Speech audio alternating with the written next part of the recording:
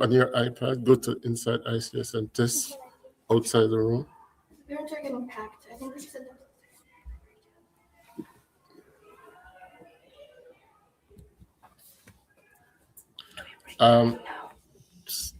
Just test and she'll tell you if the sound is okay. Trust blocked it. Maybe we can open it by my phone. Try 010, try 012 to see if the teacher one. Is it working? Is it working? Testing, testing. Nope.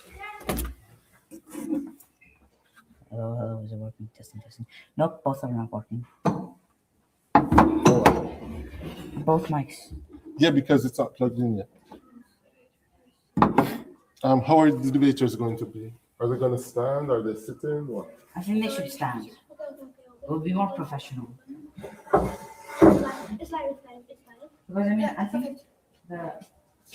Yeah, but the sound. Okay, say Can you something. hear? Yeah. Go over there. Yeah, we can hear. I'll call you guys, don't worry. Good morning. Good morning, everyone, and welcome. Oh, no, okay. So it's like 10 seconds after you say. Yeah, that's normal, but is it working? Yeah, it's working. Okay.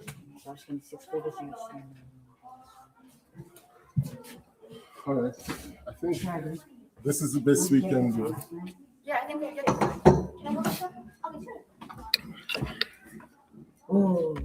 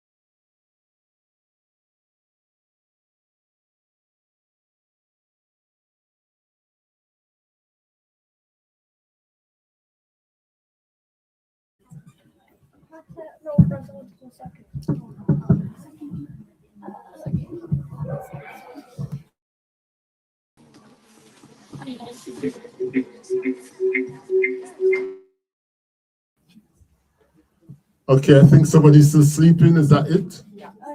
Where is he?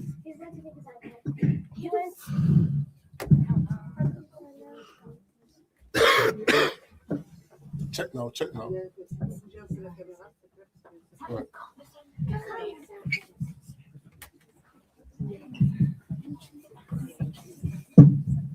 Could you check now if there is sound? No, There is our class. there is now? I'm pretty sure. Okay. Our class can be on this. All right, so the person who is speaking, maybe your team can be like that.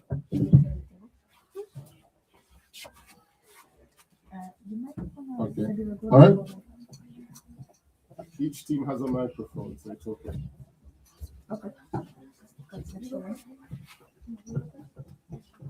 Ready?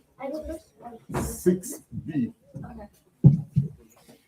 Good morning, ladies and gentlemen.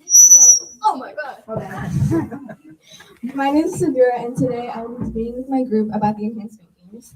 Yet before I do, as the first speaker, let me introduce my team. So first, we have me, Sabira. Then we have my second speaker, Artem. And he was going to be talking about the entertainment aspect of the enhancement games. And then we have my third speaker, Harry, who will be talking about the medical aspect of the enhancement games. And then we have Leonardo, my fourth speaker, who is not going to be concluding everything, but he's also going to be clearing up some medical myths and talking about the more statistic side of the enhancement games. All right, back to my point. So according to the PubMed Central, the enhancement games is an idea within the sports community where their main objective is to help athletes reach their maximum potential. Now, and also the enhancement games is not only it's not like hold on. Wait. And also their main objective is to let people know that the enhancement games is a thing to create new records and to also break records and not like things that are not authentic. So let me pass it on to my second speaker, Artem, who's going to be talking about the entertainment aspect. No, first speaker, opposition. Respected opponents, ladies and gentlemen, my name is Pasha Sharma and today I will begin our case against the enhanced games.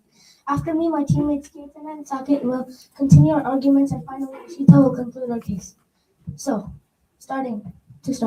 Sport is meant to show the best of human strength, hard work, and fair play, right? But the enhanced games push sport in a dangerous direction. The enhanced games are a proposed competition where athletes are allowed to use performance-enhancing drugs under medical supervision, with the goal of breaking records and pushing human limits. But by allowing these substances, they turn competition from a test of effort into a test of chemistry. Firstly, these games put profit before people.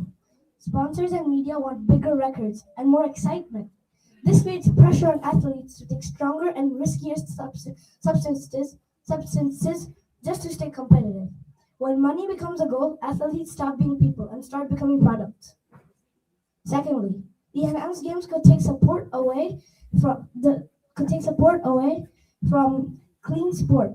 Funding, attention, and young talent may move toward risky enhanced events instead of healthy and fair competitions. This weakens the future of sport for the next generation. Thirdly, allowing drugs in sport is simply not fair because real sport should reward talent, training, and discipline. Legalizing drugs does not make them right. It only hides the unfairness behind new rules. If chemicals decide the winner, true athletes lose. Finally, these games risk turning sport into mere entertainment rather than real competition. Records may become meaningless and fans may stop trusting what they see. Without fairness and honesty, sport loses its true spirit. So I ask you, do we want a future where victory is earned through courage and effort or bought through science and risk? If victory is decided by drugs instead of dedication, then sport loses its soul. And that is why we must stand firmly against the enhanced games. Thank you. Objection? Objection? Yeah, okay. So you said that the enhancement drugs that they're pushing human limits. Yes. They're not pushing human limits. These are actually within the limits that's already within the human. It's not a recreation of a talent that they don't have. It's like it's their talent, yet it's just brought up to the maximum potential that they have. Because don't we want to see, for example, runners like Usain Bolt running even faster than how fast they already ran? But if Usain Bolt runs faster, then there's gonna be a new record. That is more fun. But then Usain Bolt is gonna he's gonna get ill after, and it's not good for the body because drugs are not good. Chemicals, drugs. Objection. Yeah, it's also under medical supervision. Also, not all drugs are heroin. Okay, like for example, ibuprofen is also a drug. Adderall, like those aren't under medical supervision. It's not that bad actually. And also, many people may think that the percentage of the statistics of the people who are addicted is probably something like 9 out of 10. But actually, it's only 1 out of 10, and that 1% they're not medically supervised. Okay. So are you telling Take the microphone, please. Are you saying it's safer because it's regulated? Regulation doesn't remove or hide risk. It's inevitable. It increases pressure for athletes to put stronger ducks, which is eventually going to become a very big problem. Yeah, if you're supervised and if you know how much you should be taking, then it shouldn't be that bad. So, are you saying that doctors will make it safe with medical supervision? But because medical supervision does not remove the risks; it only manages them. Many performance-enhancing drugs have long-term effects that even doctors cannot fully control. Making something controlled does not make them safe. But that can also apply to any other medication. A lot of other medications, they also have side effects. Exactly, side effects are not good. Exactly. So then, that means Then we're why do you applying take them? That means we're applying this for every other medication that there is. There's side effects for everything. If you say Can I say? Can I say something? Final one. What you said is true, but everything has side effects. For example, if you get cancer, and to cure it, you get this medicine that shaves all your hair off. That's a side effect, and that's what you have to live, or else you might die from it.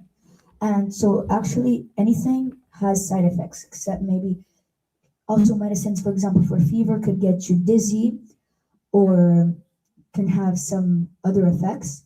And because it's impossible to have something perfect, so the medicines will always have a side effect on at least for the next 30 years until they make actually something useful.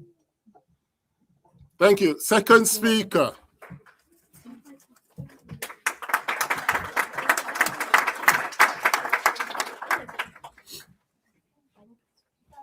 Hello. So my name is Artem, and I'm going to be talking about the job creation opportunities, and also like the part entertainment value of it. Because if I'm just going to start from job creation, and job creation it means that they can make jobs and earn money, like because people can be in need of money. Like if a person doesn't have a lot of money and they can't get in the Olympic Games even though they're very fast, that means they need to have a little boost. Well, not even a little sometimes, but they need to have a little boost to help them be able to go in the Olympic Games. But that's what enhancement do. They allow people to enhance themselves and also and be able to like earn money, but in the same time, it does require a bit of money, but it doesn't require as much. And if you get money, that will allow you to like stop doing that and earn other jobs that are also good for you without actually needing them. And the entertainment value, I talked about that, and in there, it means there will be a lot of people who are like already very fast or strong or like can jump high. But if they will enhance themselves to make it even better, that can make people more excited to watch it because they wanna like see even stronger and faster and people who can jump even higher than now. objection, Yes. fans want authentic greatness. They trust sports. They want to see real human achievements. not a record created by chemicals. Well, actually, as my first, as Sabira said, she said it's just it's helping you to find what you already have, not to like give you even more of like strengths. It just helps you achieve the strengths that you have, but you can't achieve it fast enough. It helps you achieve it faster, but it doesn't make you achieve even more strengths. So you said about the authentic, like fans wanting something authentic sports, but even though they want real sports, this isn't really too much of anything that's happening to their body. It's just that they're improving it. It's still authentic because they're still doing it by themselves. And also, like, would you want to see a normal like a person, like, okay, we have like a great sports person who's doing sports, but you would be happy to see someone doing sports. But if you see them doing better, many people will be more interested into watching sports and being more, like, I'd say, more like engaged with the sport if it's better and more quality. Do you think it's really fair that people hurt their bodies for making the audience have fun? How we already said, everything hurts your body eventually. Even if I don't take enhancements, also by playing normal sports, it can hurt my body. So that's the enhancements. What they actually do is just instead of saying 3 years of training, you do one and you get the same effect. It's not adding things, it's just making them quicker. So those dangers without enhancements, it comes from the sport itself. But now we know that we are putting unavoidable dangers into our bodies, which is also artificial, and that is a very big danger than the danger coming from the sport itself. It's just like candy. Even that puts danger inside your body, but you still eat it, right? And it's less, but if you take more candy, it gets even more dangerous. It's the same exact thing. Just that now you don't think of candy because the danger is not much at all. And enhancements is just the same thing, just a bit more. It's like energy drinks. It's the same exact thing. No one thinks of energy drinks when they talk about enhancement, but that's also an enhancement. It's still an enhancement of that. It's designed to be safer than drugs. Drugs is even more dangerous. Thank you. Second speaker.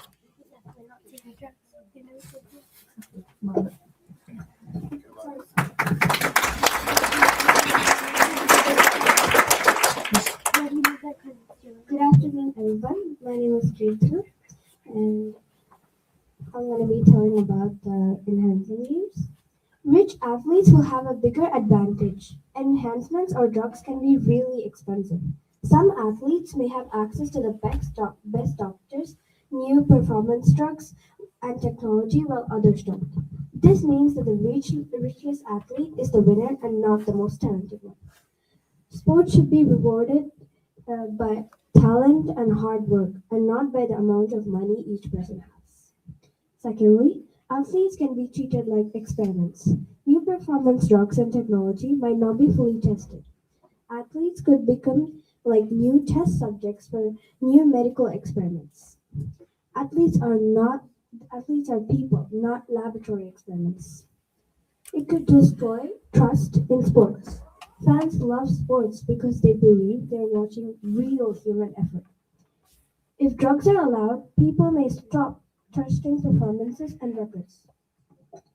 The enhancement games should celebrate real victory, but enhancement games now they don't. The real victory doesn't go to the best athlete. It goes to the best funded laboratory. When athletes lose their fans' trust, sports would become meaningless. Records would become meaningless. If drug improves performance greatly, records may no longer show human achievement.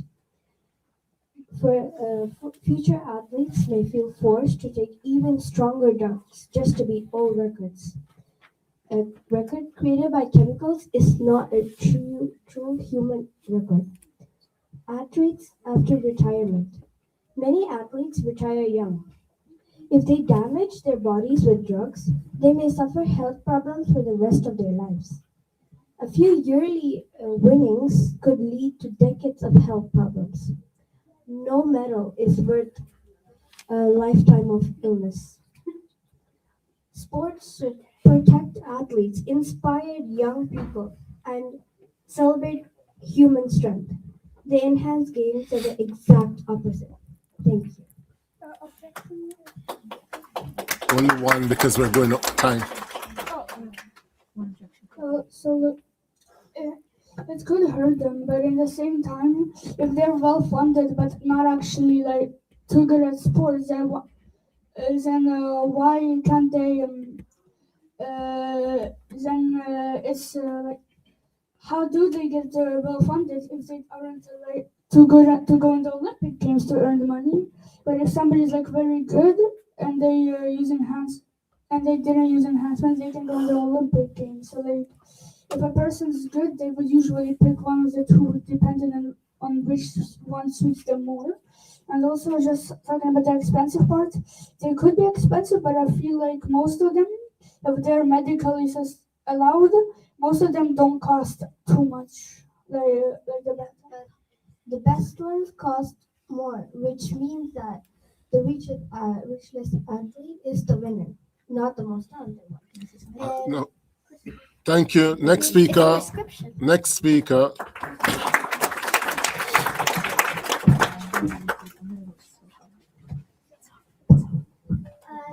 Hello, I'm Harry, and I'll be talking about the people who support the enhancement games and the most popular ones.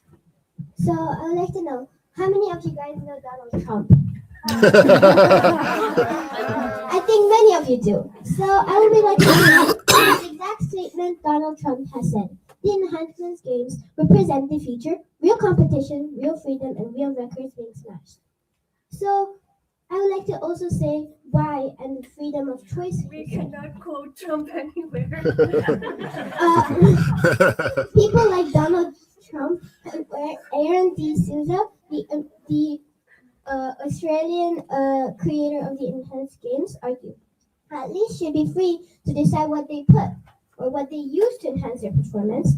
No strict bans, like they get more personal liberty to enhance themselves.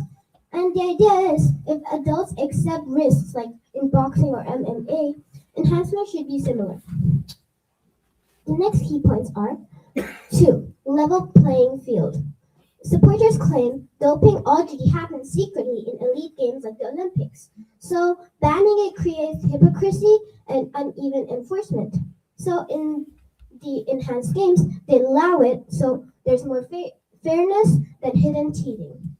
Another point is this pushes human limits, a way to break records faster and explore human performances beyond natural limits.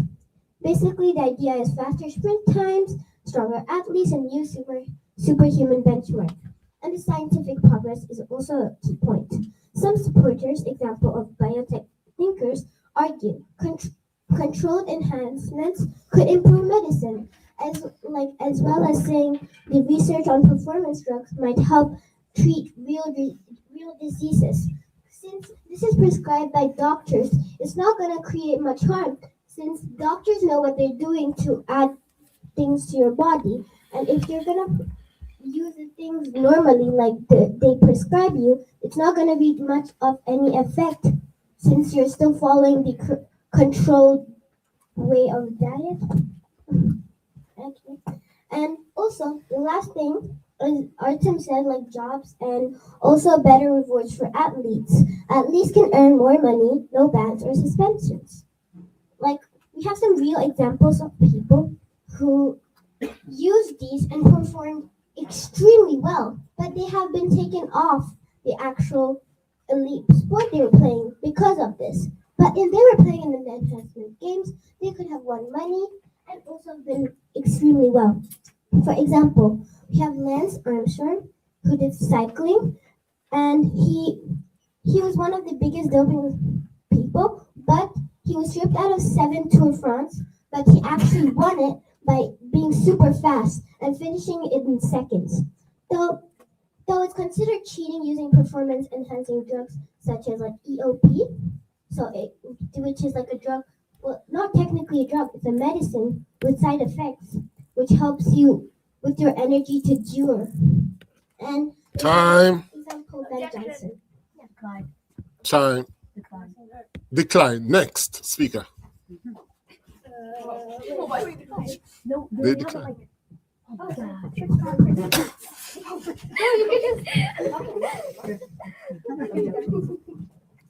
Hello, my name is Saket, and I'm gonna explain the scientific and human limits on why the enhanced games are bad. So, according to Wikipedia, the enhanced games athletes will be allowed to take substances like testosterone, growth hormones, and some type of steroids, which are very dangerous due to its side effects.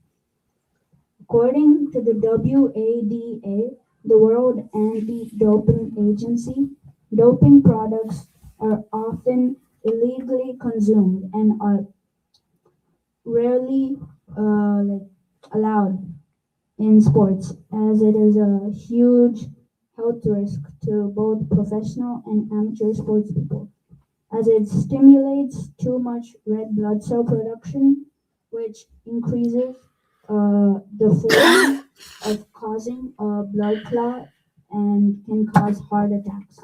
And even if you want to avoid it, you can't unless you somehow stop taking drugs.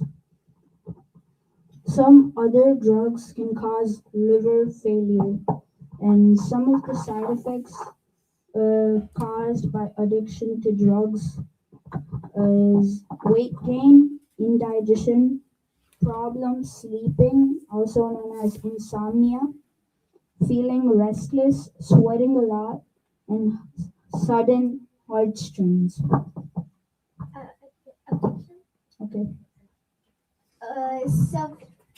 So what I wanted to say, do you know what you're talking about? Like, like, okay, sorry, not like that, but like the drug, like you're saying drugs, but you're not too sure about the term that you're talking about, because not all drugs are used for this. Like only some medicine or some drugs are used to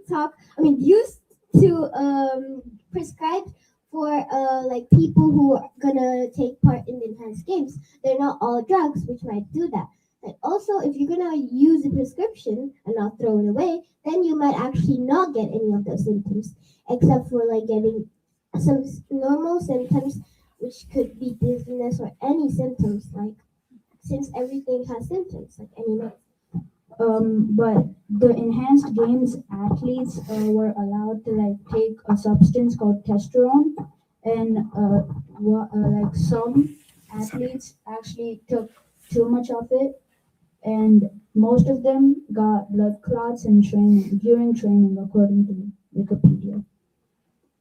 Next speaker. Thank you. Samira, you're making too much noise with your microphone. Turn it off. So, I am my fourth speaker for my team. My name is Leonardo, and I'm going to sum up all the points and clarify some things. First thing, what we said about the enhancement games is all true, because what is actually happening, like Saket said, is that athletes take too much. But actually, they will always take too much. I mean, it's not that because they're medical prescribed or they're made only for the enhancement games, then athletes are going to take too much. For example, and also like normal drugs, people take them because they get addicted to them, and it's even if they're not medical prescribed, then why are people still selling drugs? Another thing is the enhancement is actually something normal in all of your life, because if I'm not mistaken, you all take coffee in the morning, maybe in the afternoon, and that's still enhancing yourself, because you're giving yourself energy. You already have that energy inside yourself, but you're just taking it out, because enhancement is only taking what you already have inside you and putting it to your maximum. Thank right? you. Time. What? Yes. Decline. Time. Final speaker. Decline. Decline. Decline. Thank you. Good morning, parents. My name is Ishita, and today I'm going to be talking about the comparison of the Olympics to the enhanced games and what effect it has on the future generations. The Olympics are better than the enhanced games because they promote fair competition, health, and true effort instead of drug use. Olympic athletes succeed through training and natural ability, which makes their achievements meaningful and inspiring. This is especially important for children because sport teaches values that shape their lives, such as respect, discipline, and hard work. The enhanced games are usually seen as worse than the Olympics because they allow and even encourage performance enhancing drugs, which many people think is unsafe and unfair. Many say this goes against the true Olympic value of hard work, fairness, and clean competition, and could seriously harm athletes' health or even lead to death. In contrast, the Olympics focus on natural ability and strict anti doping rules, so people trust the results more and see them as meaningful. The enhanced games make competition unfair as winning depends more on whoever gets the better quality drugs. The enhanced games send a dangerous message to the future generation that winning matters more than health, and that success can be bought or injected instead of earned. It teaches young people that shortcuts are acceptable even if they harm the body, instead of inspiring discipline and determination. Now, do you really think the finish line should be a hospital or possibly even a graveyard? Thank you. All right, thank you, guys. Thank you very much. You have gone way over your time. So, thank you. Yeah, go.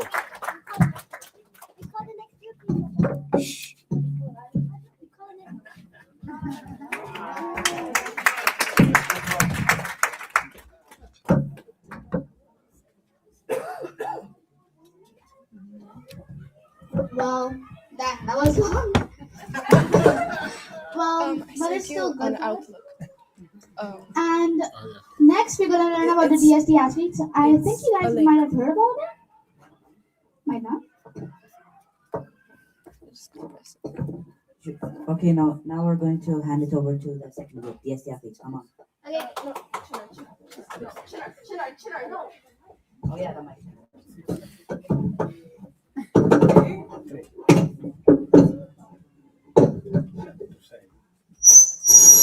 I'm sorry. No, don't put the mics to. My bad.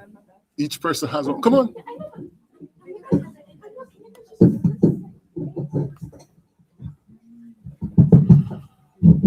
All right.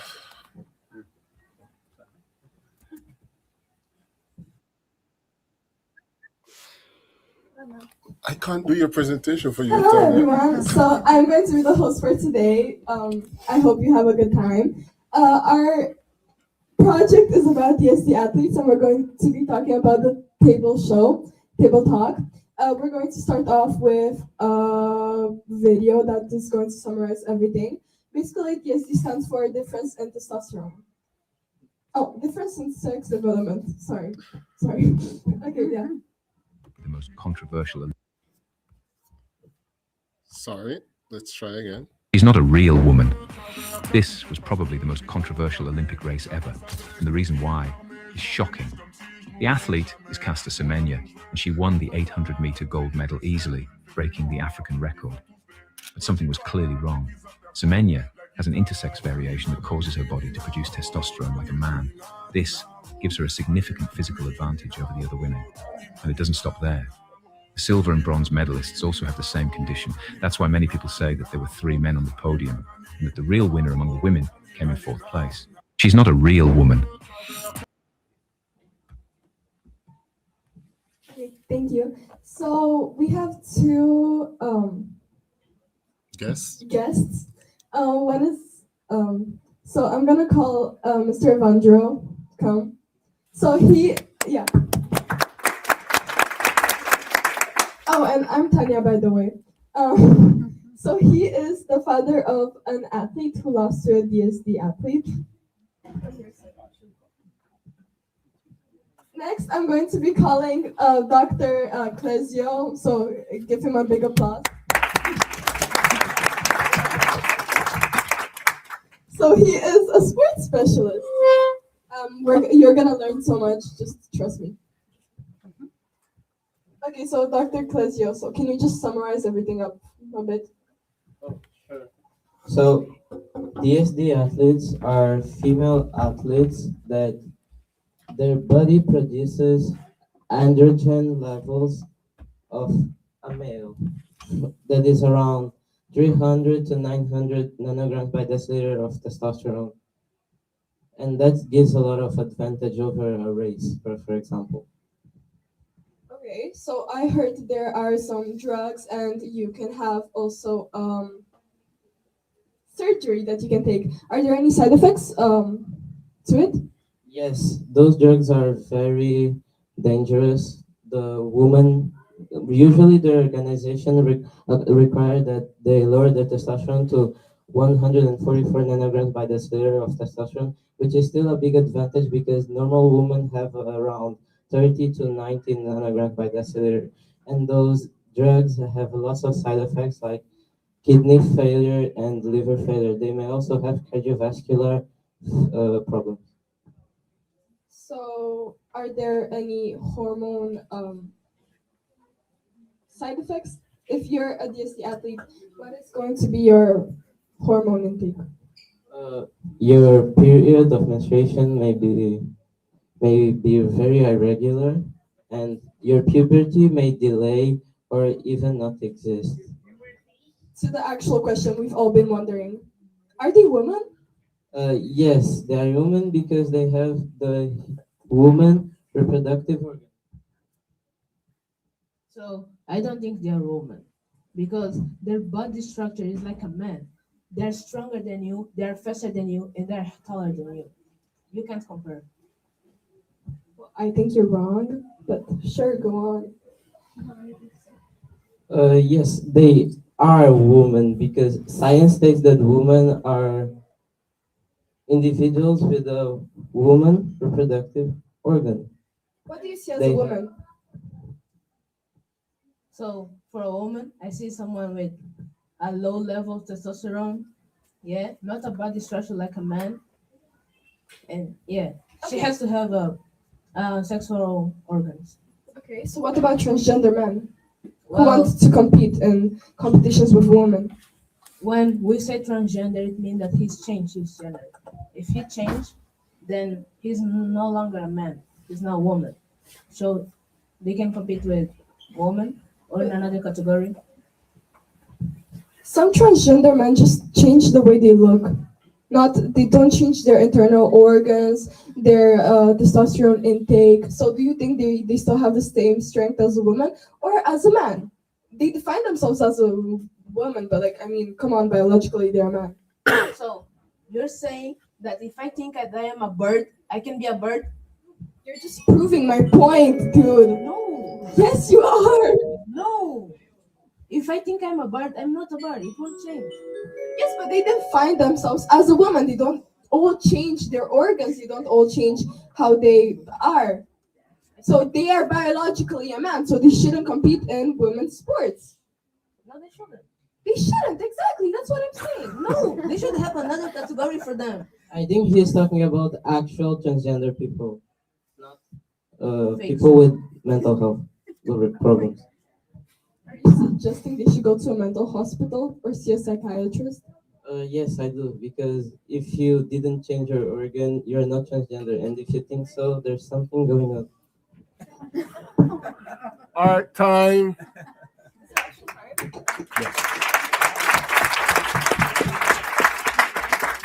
Goodbye. Thank you, bye. Put the microphones on the table.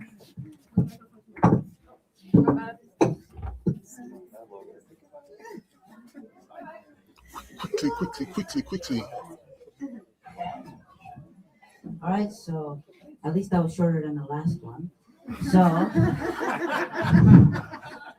Quickly. this one's went better than we hoped, thankfully. Now the next group, I hope it will go around the same time length as the next one. Yes. So the third group will be gender equality in sports by a couple of sixth grade students. The names are on the Thank page. you.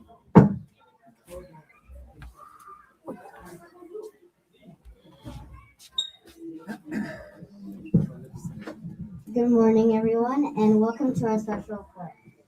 My name is Kenza, and today me and my colleagues, Isita Saha and Esther Makota, are going to be talking about gender inequality in sports.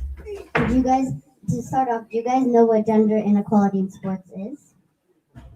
Gender inequality in general. Okay, gender inequality in sports is when people are treated differently or unfairly because of their gender. So this is an issue that still affects many athletes around the world, especially female athletes.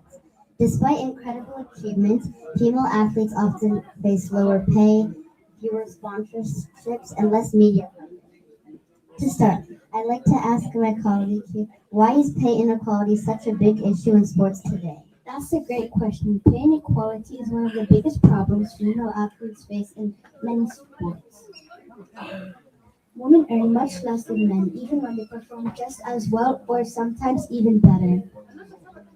Imagine doing more work and still getting less money. That's how they feel. A famous example is the United States national soccer team. They fought for equal pay compared to the men's team. Their success helped bring global attention to this issue. Now I'd like to ask, how does media coverage affect women's sports? Media coverage plays a huge role. Women's sports are shown much less on TV and online. This means fewer people see the games and athletes get fewer opportunities. But there has been progress. For example, tennis legend Billie Jean King fought for equality many years ago, thanks to her. Big tournaments like Wimbledon and US Open now give equal prize money to men and women. That leads to another question. Are things improving today? Yes, things are improving. More fans are watching women's sports, and athletes are speaking out more than ever. But challenges still remain. Women teams often have smaller budgets and fewer resources. So, what can fans do to help? Fans have a lot of power. Watching games, supporting teams, and talking about women's sports helps grow interest and investment. Now I'd like to ask one final question. Why is equality important for future generations? Equality in sports shows young athletes that hard work matters. No matter who you are, it inspires the next generation to follow their dreams. The message is clear. Sports should be fair for everyone. Progress is happening, but work is still needed. Thanks for watching.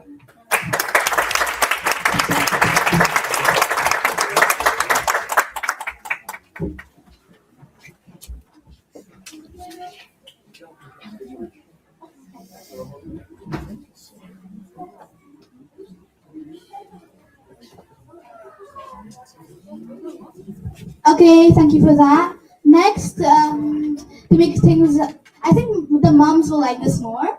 Fast fashion. Thank you.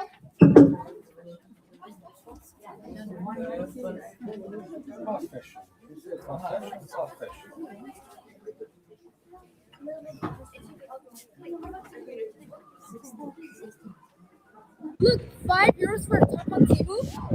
€5? That's actually insane. I know, right? It's so easy. I just click it and it's done.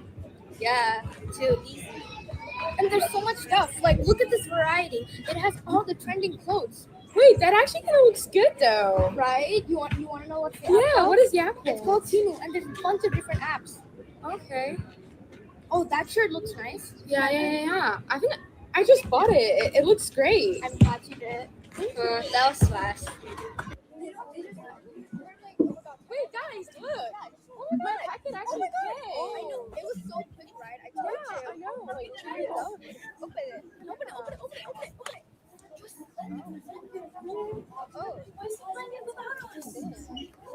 I don't. And there are like stains on it. Look. Here.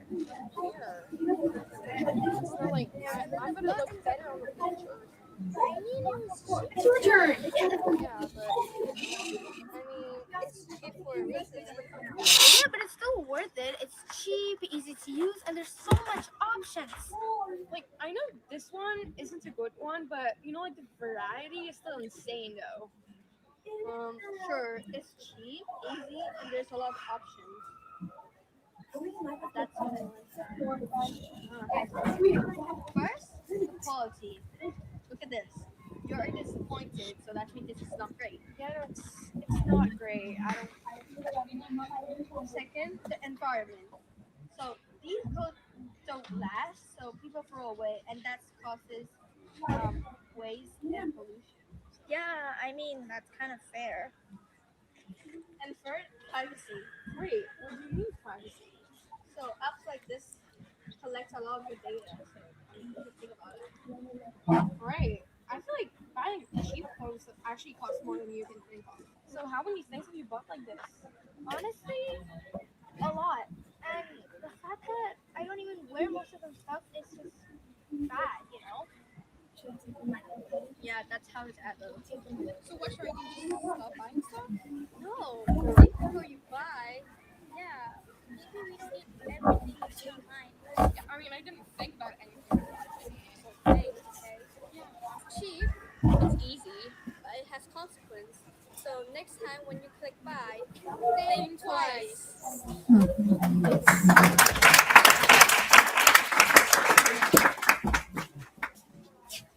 Hello everyone. I hope you guys enjoyed the video. Did you? Yes. The sound wasn't the best, but Subtitles. yeah. So quickly, 30 seconds. I'm Monica. I'm Cicely. I'm Lily. And do you guys know what's fast fashion? Yes.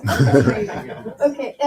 We just want to ask you: did this video change any of your perspective on fast fashion? And if anyone wants to say their answers out loud, you may.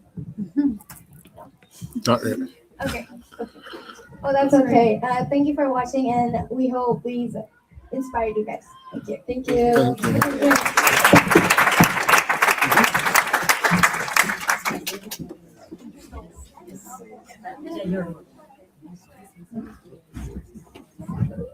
Okay, next we have a fabulous presentation from the sixth graders about gender inequality.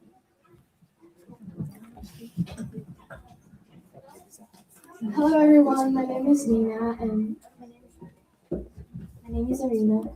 Today we're going to present gender inequality.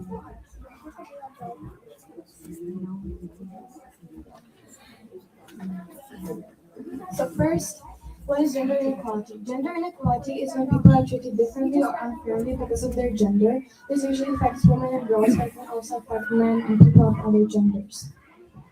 Why is gender inequality bad? Gender inequality is bad because it's really unfair and it limits people's opportunities and it stops individuals from reaching their full potential, and it can also cause poverty and lack of education. So, where does it occur? Gender equality occurs all over the world, but it mostly occurs in parts of South Asia, the Middle East, and Africa, where women have less access to education and forced marriages. So, did you know that?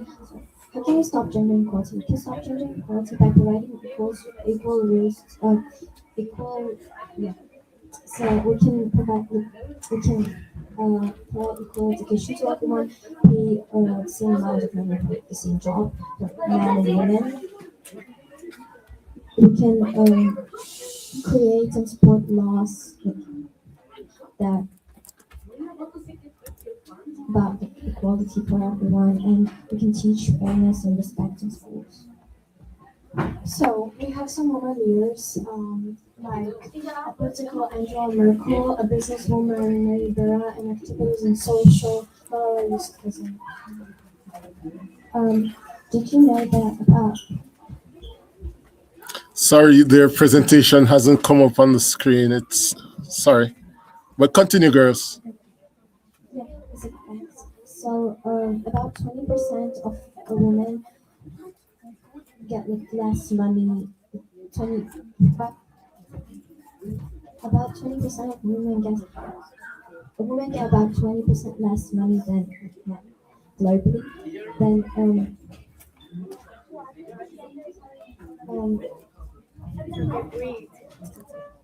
then What was the title of your presentation? Then, like, in many countries, fewer girls complete middle school or secondary school than the boys. Okay, so did you know that women and girls in Afghanistan can go to work or school because they have to take care of the children, managing the household, and cook and clean? Thank you so much. We are all equal. Sorry about that.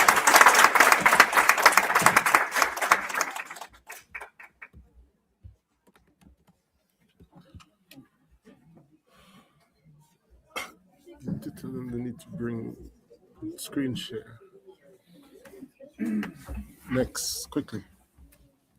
Now, the next presentation we're going to do are for the parents who like forcing their kids to go to museums. So, the dying nature of culture by Karen.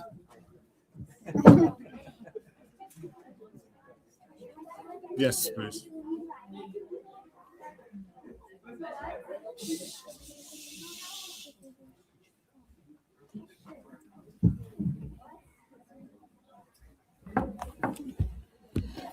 Hello, good morning. I'm Karen from 7A, and today I want to, Today I want to interest the audience in this topic of culture preservation. And to be honest, I'm sure none of you are interested in this topic. But today I want to make you change that into thinking that culture is something we need to keep alive. And in order to do that, we need to change. We need to change. My point here is that we preserve culture, change it, and create new cultures. And this is a cycle that repeats, which is not what kills culture, but it's what makes it alive. Before diving in, I want to briefly explain why culture is even important. I mean, if it isn't, why would I really be standing here? Anyways, it shows identity, similarities, it gives us a sense of belonging, and it unites new people. I want to break this down into three big parts of monuments, communication, and family tradition. Monuments is one of the best ways culture is preserved.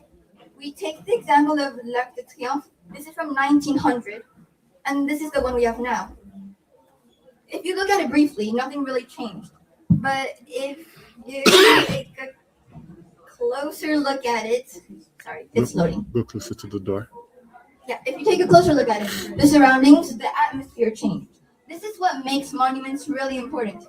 Because while the other side of the world was changing, it was the same. I mean, if the whole town, the whole city, everything stayed the same, why would it be important? It's important because change around it makes us realize qualities that we've never noticed before. Next is communication. Communication is tradition itself. Mailing, pen pals, talking. Well, now we have texting. And I'm sure most of the parents think this is a bit weird. It's why not letters? Why not writing anymore? Why cell phones? Well, this is what I think reflects our generation. It reflects me. And yes, it does include laziness. But maybe we can have a parent to volunteer reading. Anyone? Okay, well, anyone want to give it a try? Yeah, I got you. Okay, thank you. Hey, what's it, Jeff? To be honest. Oh, to be honest, sorry. Away from the keyboard. That's it, maybe I should go. Gotta go. See you tomorrow. And All right, bye.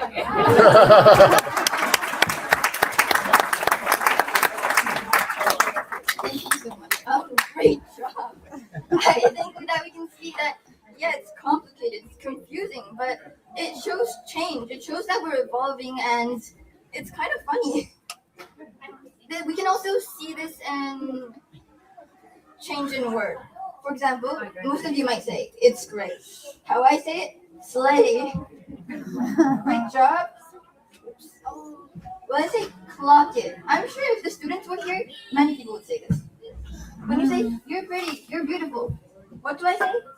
Body tea. Oh my god. Yeah. changing the world. Yeah, communication showed a lot of change. But family tradition is what I feel touched the most. I'm sure many families have important traditions, and I tried to look back at my family's traditions. I didn't really quite find any. But maybe a late night dinner talk every Friday, that's just something. We just never noticed it. So what I think is important is some people might have traditions they already follow, or some might have some, but they're just hiding it. They just don't realize it. It's important to look back, and this is why I made these printouts. They're right there in front of the door, right there. Anyways, it's really not long, and yes, it looks a bit hard, but please, I feel like it's important to fill it out, maybe think about it, or maybe even create the time to share with your friends, your families, your relatives, anyone you want. And that's what makes culture so important. That's all for my presentation. Thank you for listening. I hope you enjoyed.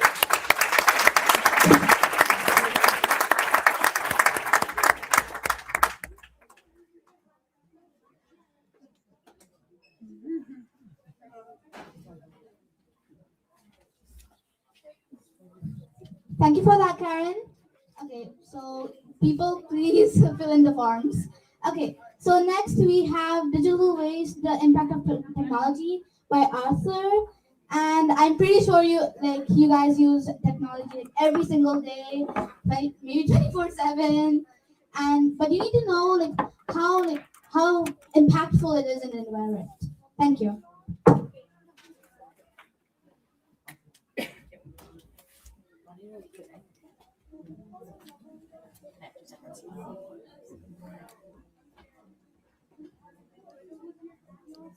We're done.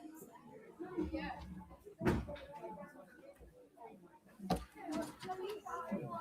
Feel free to use the microphone.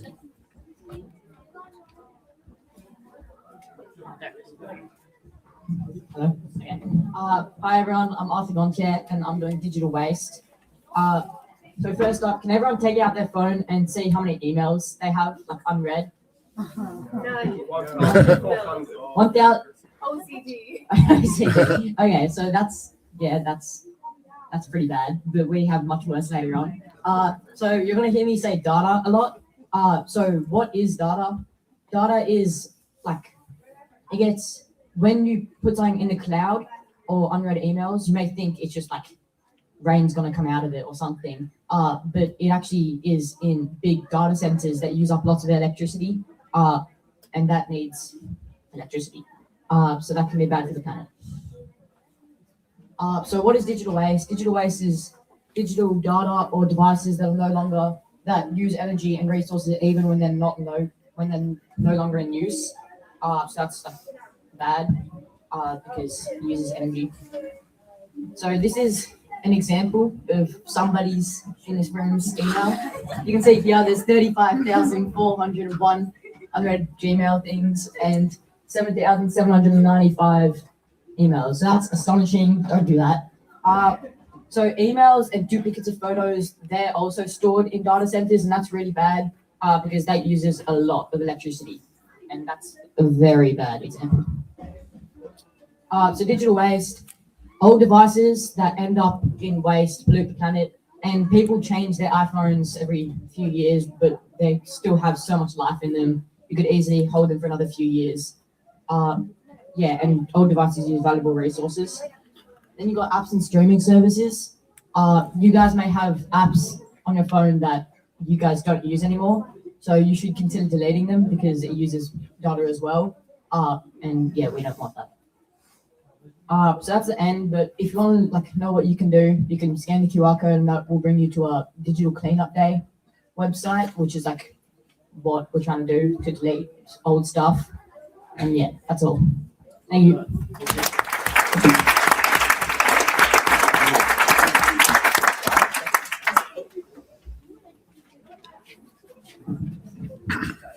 So that was a good one, Arthur. Thank you. So after this one, we have another one that's connected to technology, which is Cyber Safety by Sue and Daniel.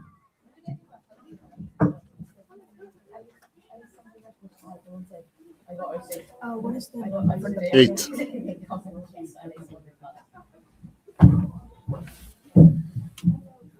Anyway. Okay.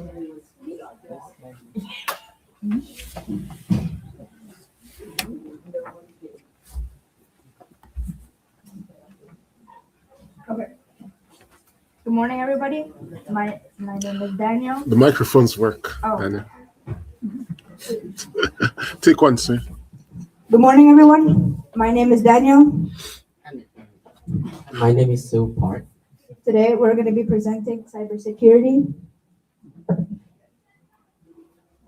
So, have you seen this lady on the internet? If you haven't, she is a French woman named Anne. She lost over 694,000 euros or $800,000 due to Nigerian scammers used AI duplicates to impersonate Brad Pitt.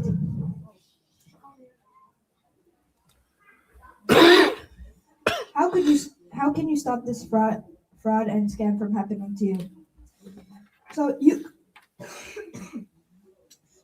you could look at the start of the phone number. The first 3 digits indicates the country that they're in. Okay, so now how to protect your account? So first, make your password stronger.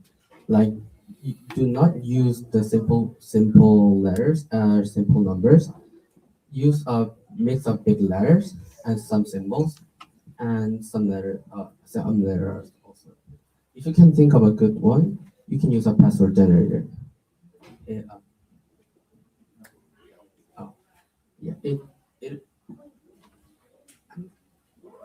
It's not finished. Go back.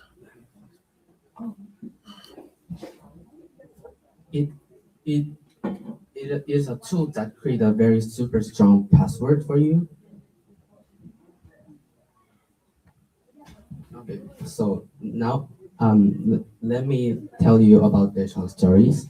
So Deshaun received a message from an unknown delivery company about a package. He clicked the link and entered his personal information. The scammer got his personal information. So what is his mistake in the story? So he believed the message and clicked the link to enter his personal information. So what was the result? So the message was trapped. The scammer got his personal information. So it shows why you must never click on suspicious link. That's all for our presentation. I hope this helps you stay safe from scammers. Thank you very much.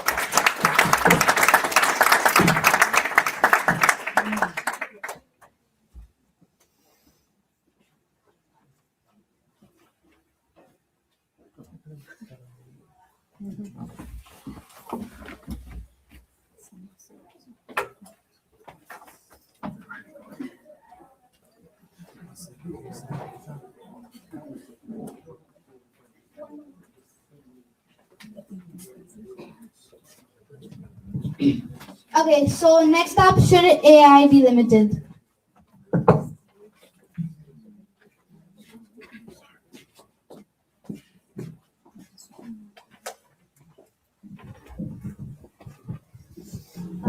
Good morning, parents and teachers. Today, my group and I, Madeline, Soraya, are going to be talking about AI, if it should be limited, and the effects that AI has on the world. Now, what is AI? AI is short for artificial intelligence. So it requires human intelligence, such as analyzing data and understanding language, and it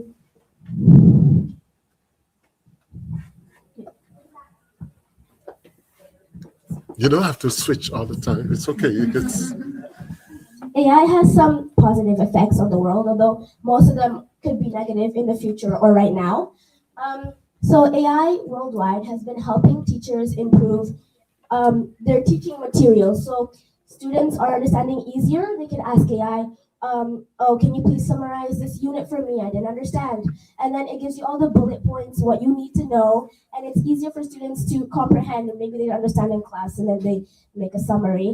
Or maybe when you want maybe a mission to maybe like build your house, and then you give them a design, or yeah, you give them a design, and then they could say like, oh, I didn't understand how you wanted it to look like, maybe the way that you asked your architect to design it, or something like that. And they could be like, oh, it's maybe the way you drew it. And then, but if you put your descriptions into maybe an AI visual, you could type in how you want it to look like exactly, and then you can create a very beautiful visual with the colors, explanations, maybe the angles you want it to look like, and you could give it to your mason, and they could be like, okay, like this exactly, and it will lower the chances of maybe something going wrong and a misunderstanding between you and the architects. But on the contrary, AI also has some downsides. It can take over people's jobs, which means people might not work or just have lower wages in general. It can also be unfair because it learns from data that may have bias in it. Also, AI often needs a lot of personal information, which can affect privacy for you and for people around you. Yes, please.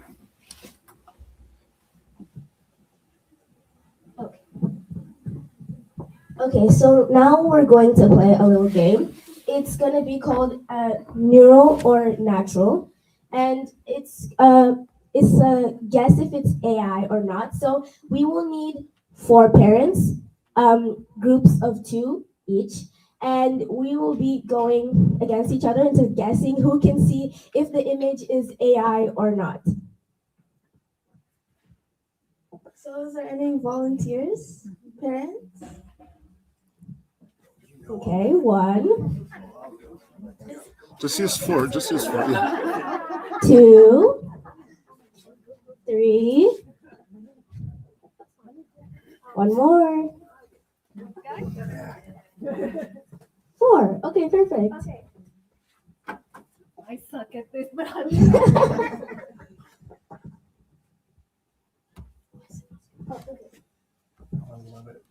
So, how to play this game? We're gonna show a picture, and you'll have 5 seconds to discuss with your teammate to think if it's AI or not. And if you get it correct, you get 2 points, and if you get it wrong, you lose 1 point.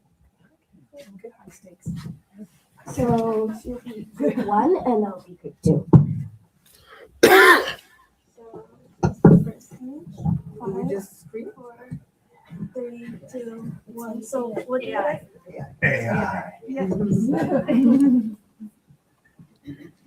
This is second image. 5, 4, 3, 2, 1. It's real. Real.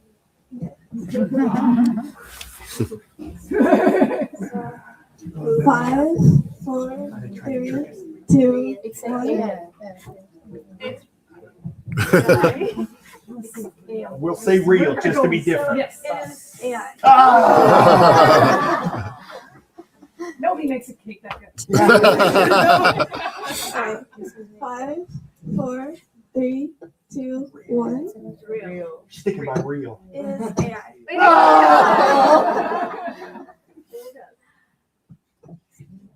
So 5, 4, 3, 2, We have to go 1. AI. We have to say AI now. Real? Real. It's real. No! I'm not to be trusted. So 5, 4, 3, 2, 1. I'm not saying We'll say AI. Oh, yeah. Perfect. 5, 4, 3, 2, 1. AI. We'll say AI. It's Oh, still. Green grass. The shadow looks weird. Oh. 5, 4, 3, 2, 1. We'll say AI. It's a real. If it is the same picture as the other one, we would say AI, but initially we thought it was real. It's real. It is real. Okay. All right. Yeah, definitely. Ain't happening. Hey, she scammed me at $800,000. Oh, you fell for it.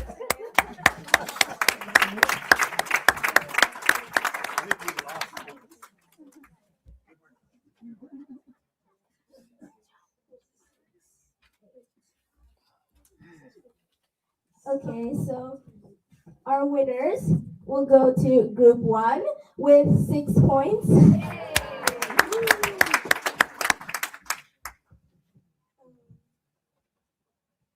So now, after seeing what AI can do and the pros of cons of AI, what do you think? Do you think AI should be limited or not? Limited, definitely, but it is a good tool to use. Do we have any volunteers to explain why they think Pass if her it the should be limited or not? I think it should be limited because we're getting to an era where we don't know what's true and what's not. So everybody needs to know if it's factual or if it's just a fictive image. Thank you. Thank you.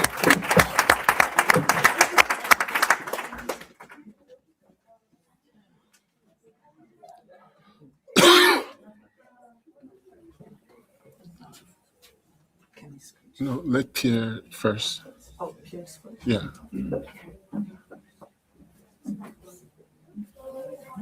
Come. Pierre, come.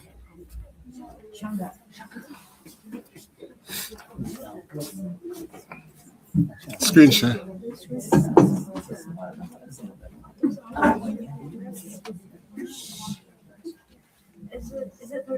Eight. Okay. Hi everyone, my name is Pierre. And my name is Shanga. And we're going to be presenting the 10 jobs AI won't replace. Yeah, that's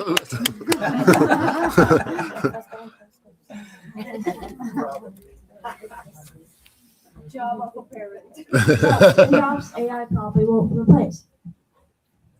Why won't some jobs get replaced?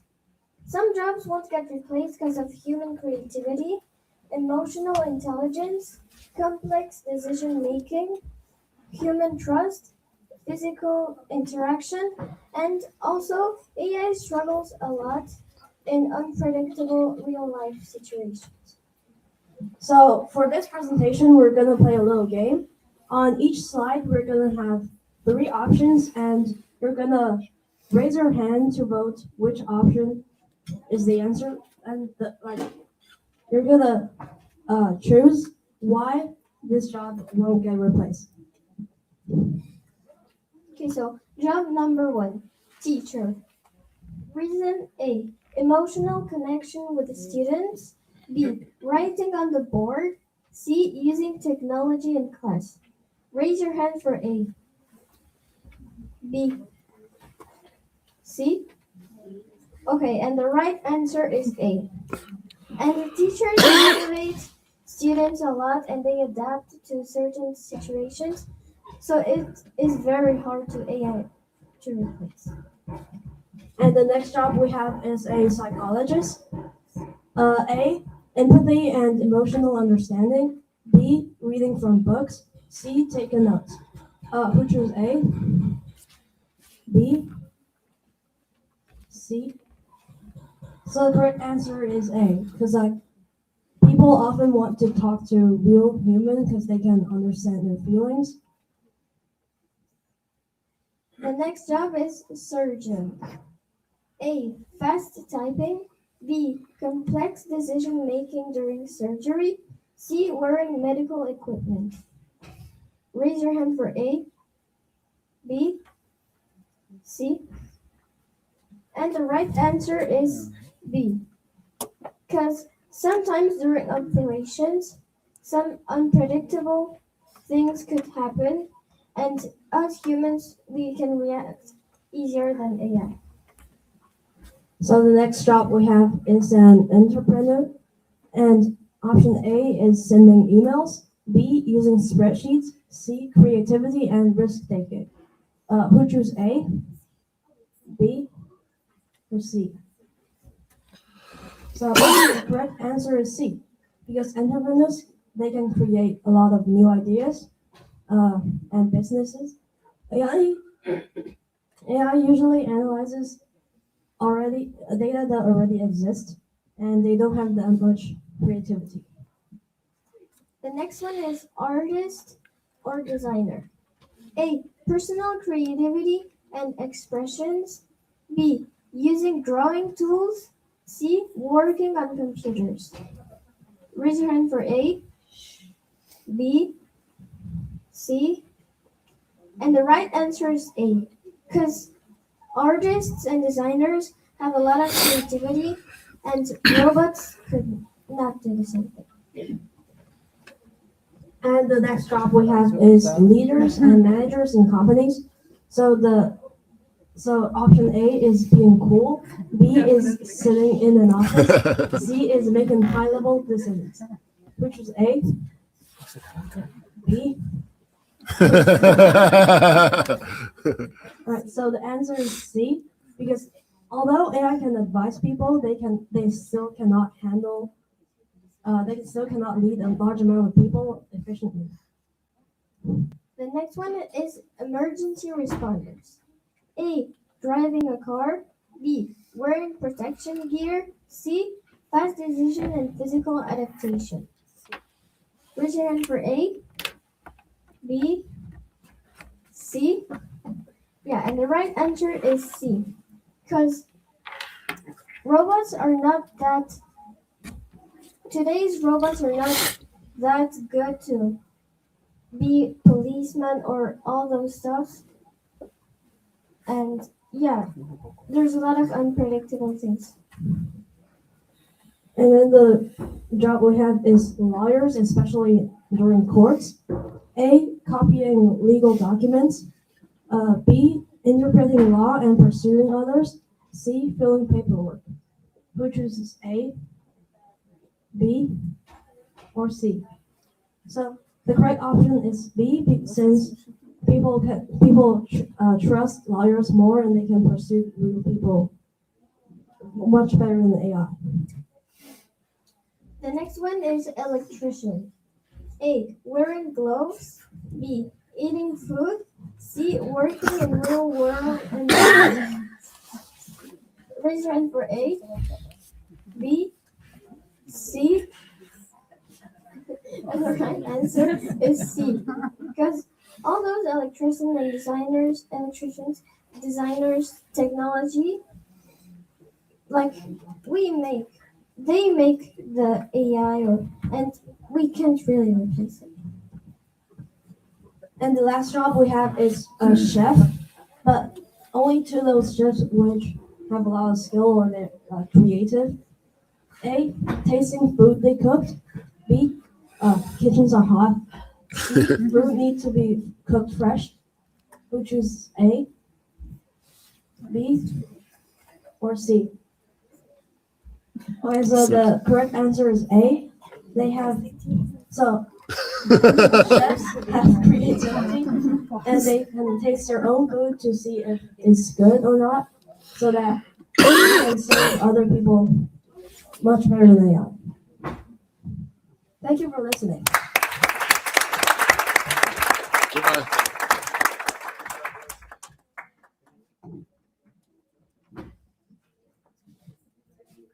Chango, my microphone. Thank you.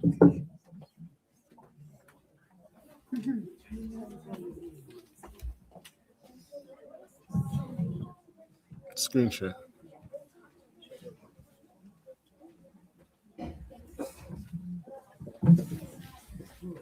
Good morning, parents. Today, my name is Sarnath, and today I will be presenting to you 10 life skills every student should know before graduation. Life skill number 1, managing money. Budgeting is the process of planning on how to spend your money. It is a crucial life skill that students should know. It can help them manage their expenses and easily find out where most of the money is spent and check if you really need that much money on that topic. credit score is the bank's way of knowing of the credit score is the bank's way of knowing if you're trustable or not. So if you have a low credit score, you won't be able to get loans. But if you have a higher credit score, you have a higher chance of actually getting a higher pay of loans. Then you have paying bills on time, and this is very important in the future since forgetting to pay can lead to consequences. And last of all, knowing what I want and I can afford it is two different meanings. I want it means that you want that item, but you can't really afford it and you won't be able to pay for other expenses. I can afford it means that you can pay for other expenses, and you can still buy that product. Time management. Prioritizing tasks.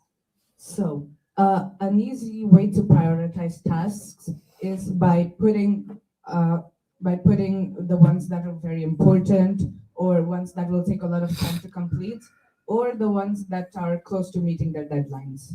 Then you have meeting deadlines to continue a project and not be late on anything and not leaving anything for future me at 2 a.m. since you will have no motivation and sleep is important. Life skill 3, clear communication. Writing professional emails. This is something students aren't taught in school and have to learn by themselves. So I will be giving you a short guide to how to write a professional email. So an email should include a subject line, so what the email is about, an introduction of yourself, why you are writing the email, then any links you have to send to them and tell them what the link is. Then you have to say goodbye, of course, by saying thank you for coordinating with me. Sincerely, your name.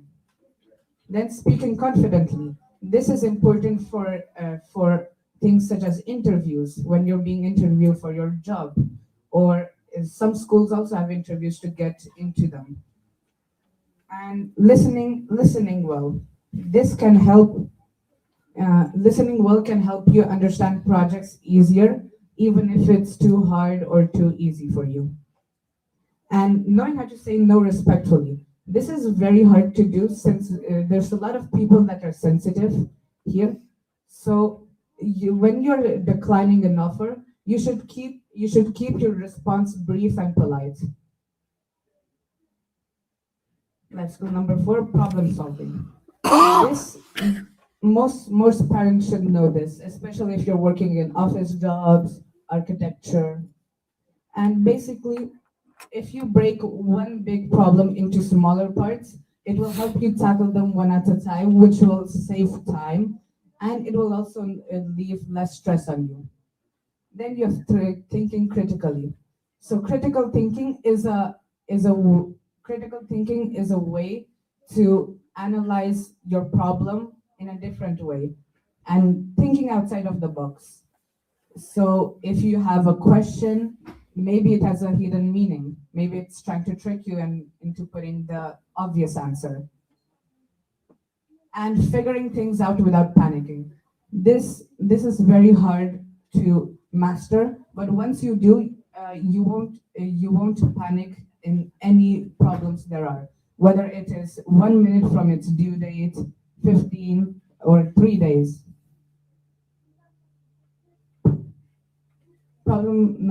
Skill number 5, emotional intelligence. Recognizing your own emotions and controlling them can be handy.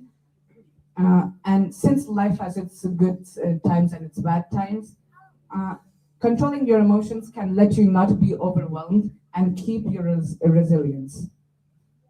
Handling stress is needed for jobs which have tight deadlines, or for school projects, or for schools that give you 15 projects a day. Some ways to handle the stress is by going on a walk into the park, or just staying home alone and doing what you like to do. Taking feedback. for some people get offended when taking feedback, but taking feedback can let you prosper and improve in what you do, such as in biology. If you get something wrong, you're not going to get offended just because the teacher corrected you. And not letting one bad day ruin everything. If your boss yells at you, it shouldn't ruin your entire day or your entire year. You should just forget about what he said. Sometimes. Sometimes.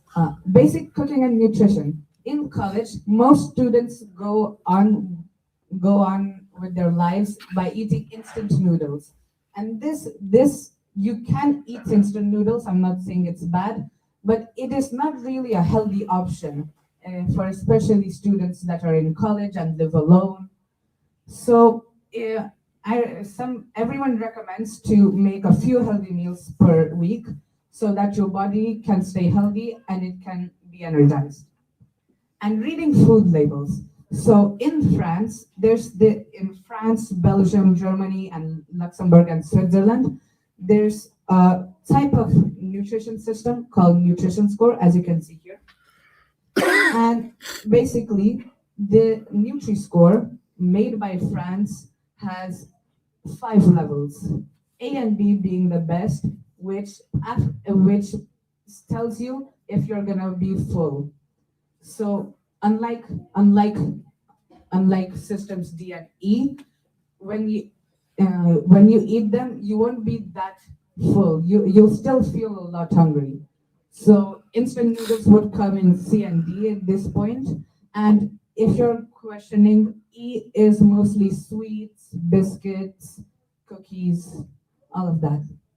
So it is really important to read food labels so that you can stay energized and not keep on buying biscuits just to live off of it.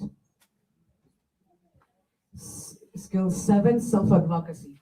Asking for help is a skill that everyone should know from kindergarten till their retirement or till they die.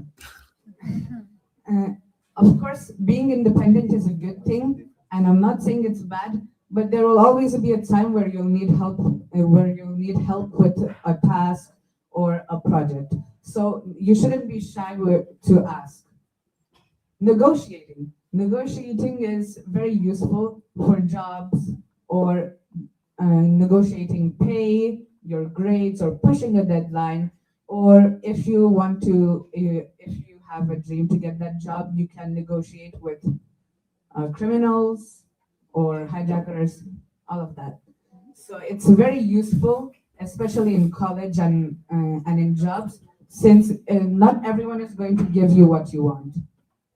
And speaking of when something isn't right, if your teacher gives you a bad grade, even though they made a mistake while correcting, you should speak up and not stay silent. If you stay silent, you're not going to get a benefit from that. You're just going to get a bad grade. Digital literacy, online safety. Online safety is being on social media and posting things. But of course, everyone knows this. You shouldn't post personal information, since anyone on the web, you can have stalkers, bullies, or hackers too. All they need to do is screenshot your personal info that you just posted on Twitter, and they have all of your credit card info. They can fake your identity. So it's best to stay careful. Spotting misinformation. Since the internet is a big concept and millions of people use it, billions, so spotting misinformation is very hard, since people, of course, opinions isn't misinformation, but it depends on what. But of course, there's facts, and some people put the wrong things there. So a way to spot misinformation is by cross-checking with other websites and checking if they have the same thing that they said. And managing your digital footprint and using tech productively, and not scrolling through 1,500 messages on WhatsApp. Adaptability, being open to change. If you're boss tells you that you need to go to Pussy for your new work, you shouldn't be mad at him, and you need to adapt. College students will need to do this since it is really hard to go from living with your parents to living by yourself. Then you have learning new skills, even if you have a job, even if you already have a degree, you should still keep on learning new things in your job or in other things. It doesn't matter, maybe you might need it in the future. And adjusting when plans fail, this is very important since there's a very high probability your plans will fail in an office job, or of course in college. This is where most plans fail. And so you should always have a plan B or C, is to know that you're going to be fine. And finally, personal responsibility. Showing up on time to your meetings with your team or with your group members in a project. You will be very, very appreciated for coming in on time. Then owning up to your mistakes and not blaming them on others, since people will see you as stubborn. And understanding that every action has a consequence to it, whether it is good or bad. So, and in the future in college, you will, in jobs, you won't have second chance. So you need to start thinking about your actions before you actually do them. Thank you.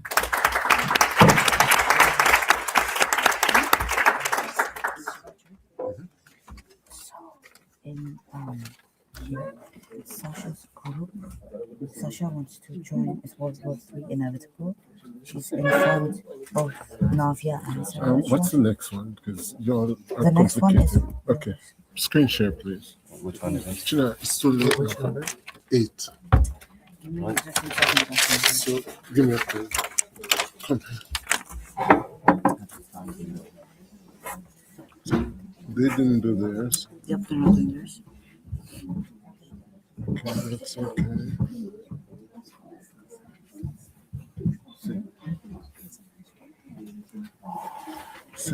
Send him next.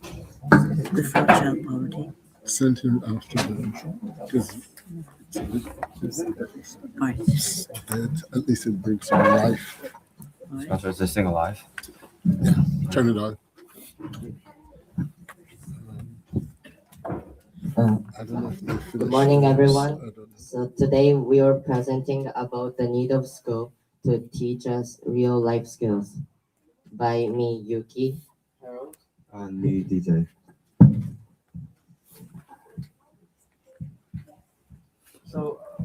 So what are life skills? Life skills are skills that help you take part in everyday life and handle real life situations. A few examples of skills that could be taught. So coding, driving, cooking, time management, some specific sports, etc.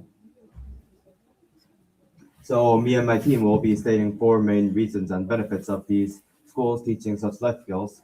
First one, need of experience to find possible careers. Second one is improvement of mental and emotional health. The third one is the improvement of decision making. And the fourth one is that it promotes independence of individuals. So I'll be presenting about the first one.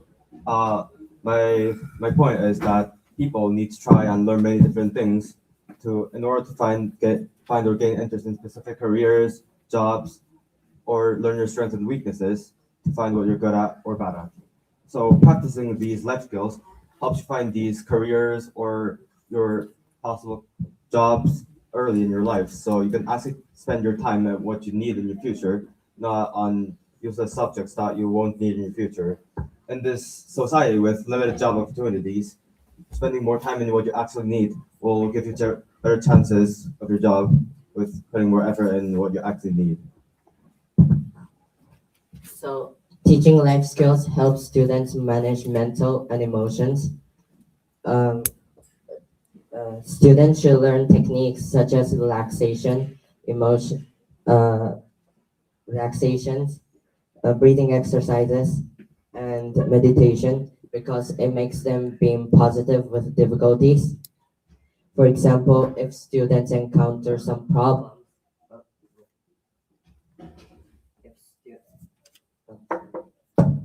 If students encounter some problems, then they can ask a reliable person or they can solve it by themselves trunkly instead of roughly.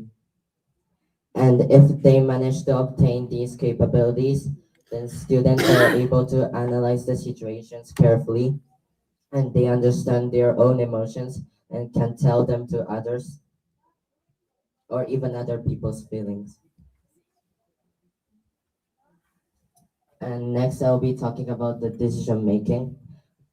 Decision making is the process of choosing best options after gathering some information or options. For example, if you want to cook some dishes for dinner, you recognize the current ingredients and you decide what you're gonna make. Life skills such as problem solving, critical thinking, and emotional intelligence help students make better choices. And these better choices will lead them in a good way and reduces poor decisions like being rude to others. And to improve decision making, you can make a plan or scenarios to understand what you're gonna do and also keep in perspective. So the last one, promoting independence. So living independently means being responsible for yourself in everyday life. It also means it also means taking care of. It also means it also means it all it, in, oh my God. It involves taking care of your basic needs such as cooking, cleaning, and solving problems on your own. It also means managing your money carefully by making good spending choices and saving. In addition, being organized helps you keep track of your tasks and responsibilities, making it easier to stay in control of your life. It also requires good decision making skills and the ability to adapt in real life situations. And that is the end of our presentation. Thank you.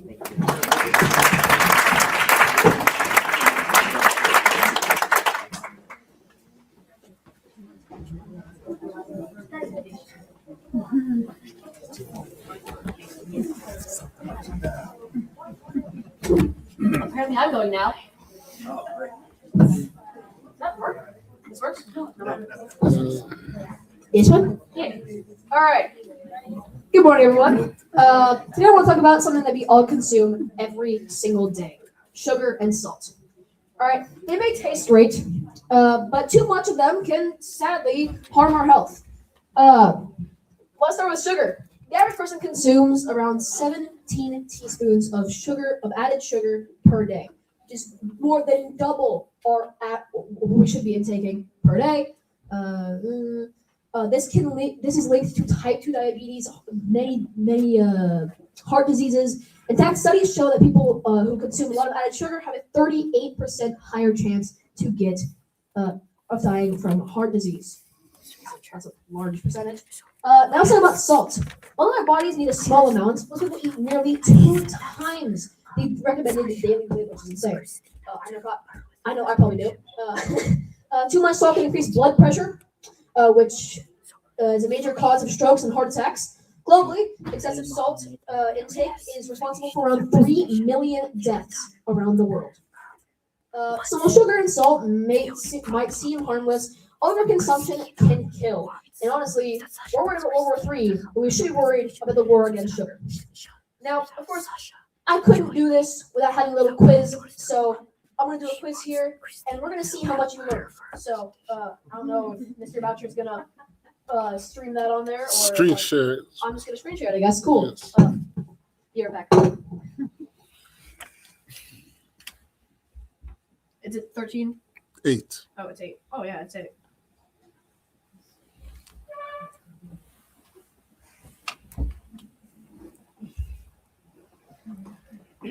Oh, yay! So It do I- worked. Okay, cool. So just don't look over there. Okay. So welcome everybody. Welcome to Guess the Sugar. Yay! All right. So we're gonna start guessing the sugar on certain famous products and other things that you probably consume a lot in your daily life. Now, first things first, we're gonna have the all-powerful Coca-Cola. How much sugar do you guys think Coca-Cola has per liter? All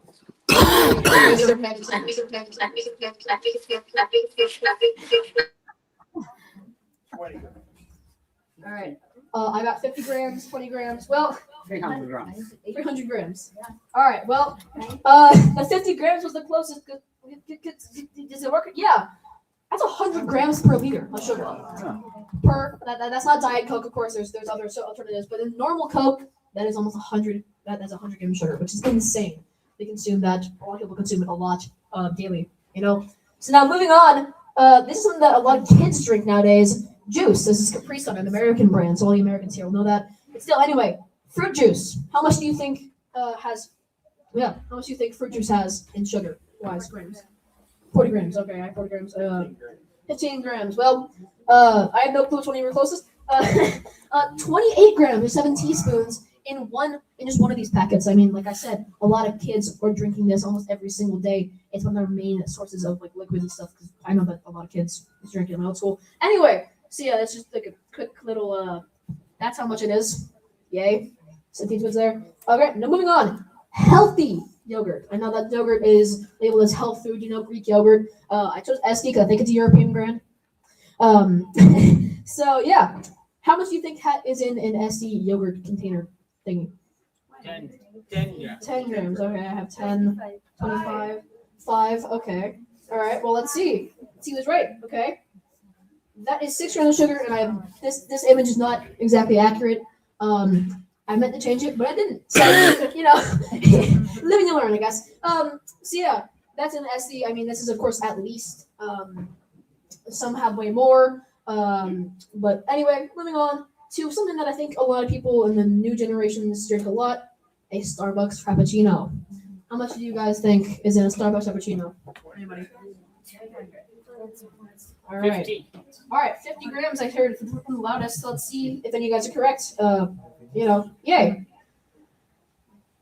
Well, that's a lot. 45 grams. You're pretty close. 45 grams of sugar in a single Starbucks Frappuccino, which is insane. I mean, like I said, some people are drinking that every single day, which is wow. We're gonna move on. That's the end of the quiz. Thank you guys so much for listening to me. Yeah, I really appreciate that. I'm gonna move on to the next guys. Who's next? And no one answers me. All right, thank you very much.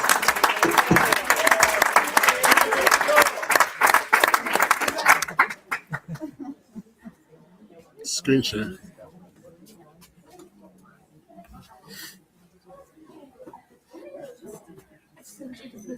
Screen share. He's here.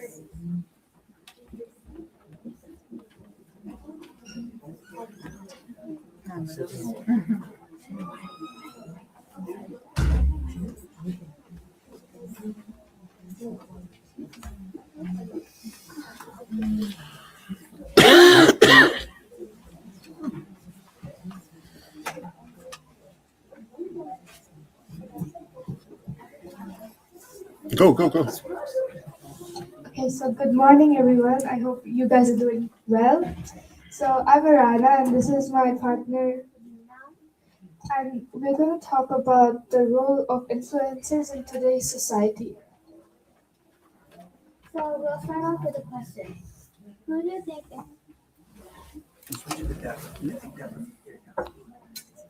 Who do you think?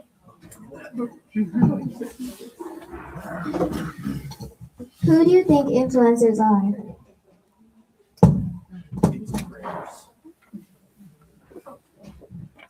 Influencers are people who build an audience and are usually on social media. They affect opinions or either by their decisions of their audience.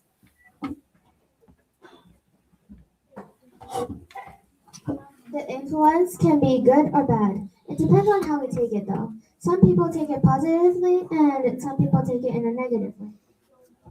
Well, by the meaning of some people take it in a positive way and some people take it in a negative way means like you might scroll on any of the social platforms, but it doesn't mean that you like all the videos, right?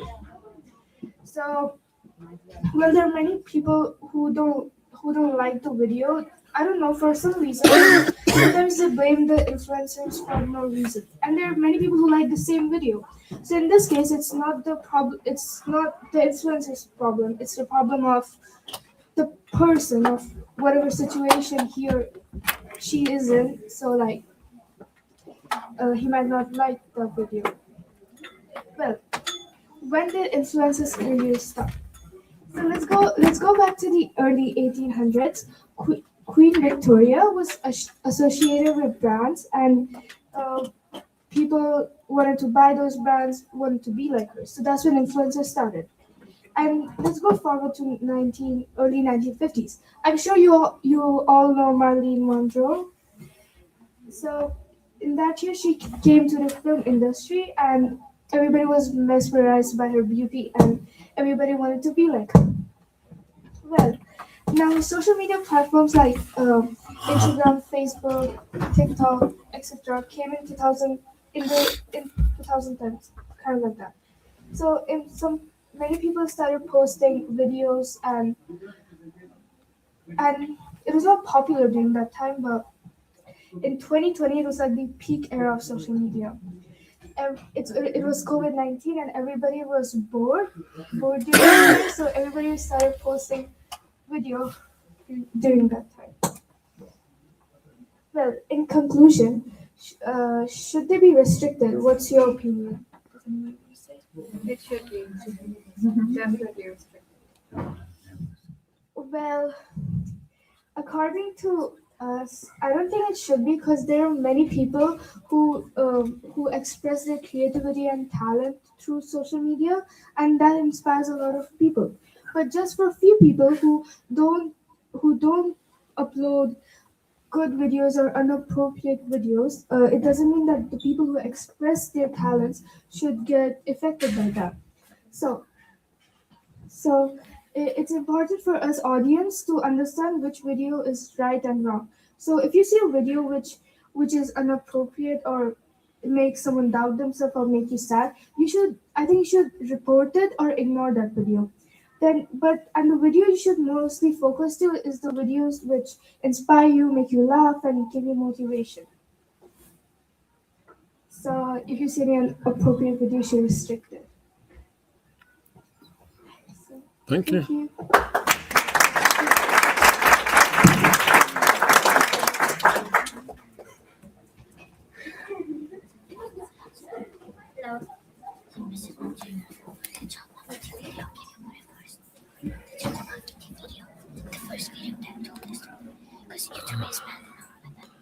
All right. I don't know if I'll find it now. Let them come first, and I'll try and find it.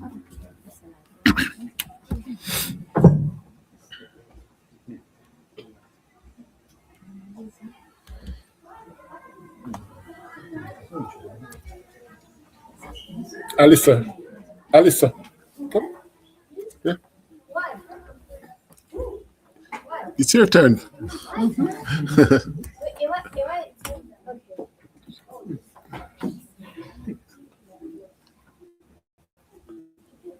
So, good morning, everyone. And my name is Alisa, and today I'm going to be talking about the migration in future. Screen share. Is it Screen share. Eight. 8. Yeah. Eight.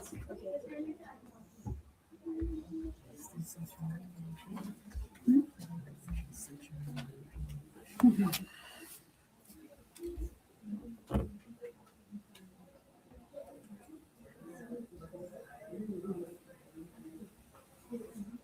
So, what migration in future will be like? So, nowadays, everybody travels. I'm sure that in this room, we gathered from all the corners of the world. But what is migration in future will be like? So, right now, in the world, there is a situation where, as I already mentioned, a lot of people travel. But sometimes, too much people travel. And as an example of it, I will take the United Kingdom. And in the recent days, the number of foreign people in the United Kingdom has risen. If we compare to the situation in 1990s, the amount of people who immigrated increased by 3 times. Now there are about 11.4 million foreign people. So, and also migration can be because of the conditions which are not like you wanted to immigrate. Because of the conditions the world created you. For example, the global warming, which can lead to floods, which often affect Iceland, which is, for example, I will take Tuvalu. And this is what happens in Tuvalu. This is what was in the 1947, but all these houses which were there, they are destroyed now because of the global warming. So all these people had to immigrate. So, and immigration basically can have positive impacts such as foreign people take jobs.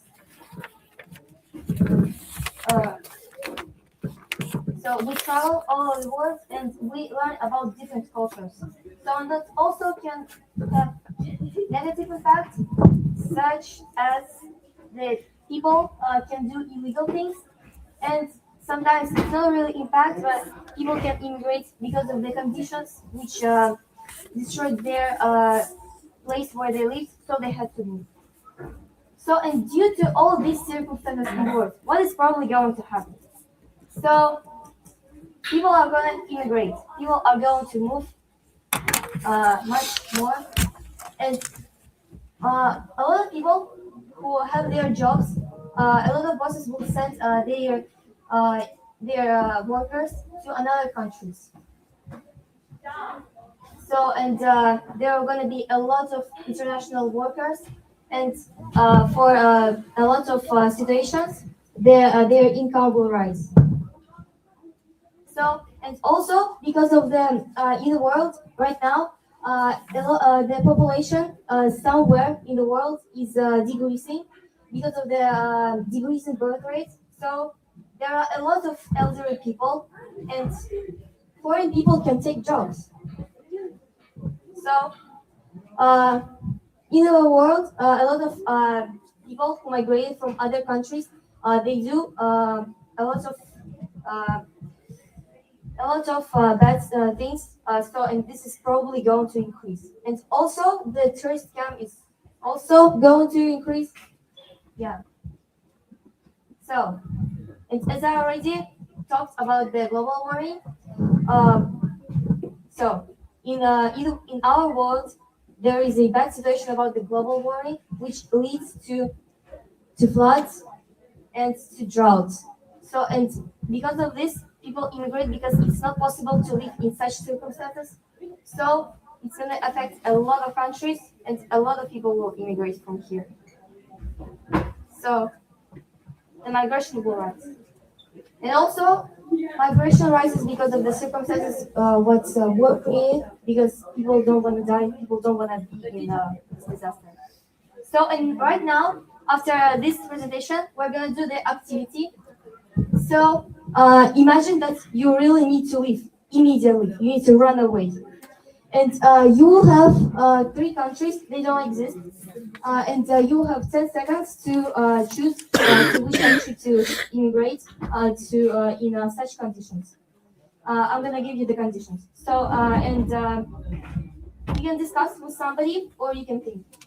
And there is no right answer, and there are 3 rounds. So the first round is there. Imagine there is a war lower Eastern Africa, Middle East, and Southern Asia, and you're very allergic to a lot of insects and very sensitive to sun. So the first country is Sunland, and it's a group of small islands. It's in the Indian Ocean, and it's politically neutral, but it has a lot of deadly insects all over the world, and it's really sunny. So the second country is Pirate Bay, and it's 3 large islands in the center of the Indian Ocean, and they live in like 19th century. There is no Wi-Fi, yeah, and there is still pirates, and it doesn't really have any insects. So, and the third country is Peaceland. It's a large country in the central southern Asia, and it's very close to Warsaw, but it's not involved in it. But it has really unstable political situation, and it has nuclear power. It's kind of sunny and windy, but it doesn't have dangerous insects. So, and right now, I'm gonna give you 10 seconds to choose. So,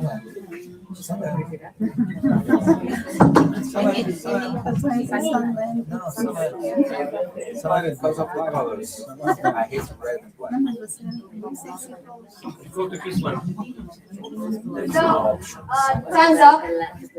And oh, so if you want to share your thoughts, you can raise your hand. Pirate Bay. Sunland. Peaceland.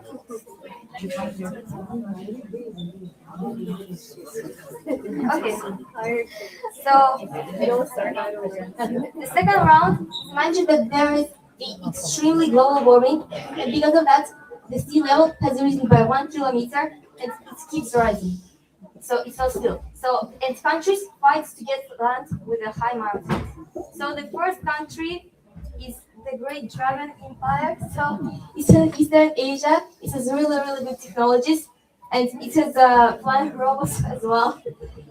It's in war with a lot of countries, and average above sea level level is 50 meters.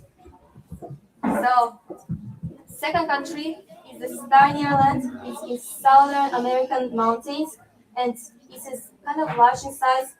It's 300 meters above sea, and it's in war with neighbors. So, and the third country is the Sanabovia in Southern Asia. It's really small, and it's like really near sea. It's like 10 meters, and it gets a little bit support from the Great Dragon Park. So.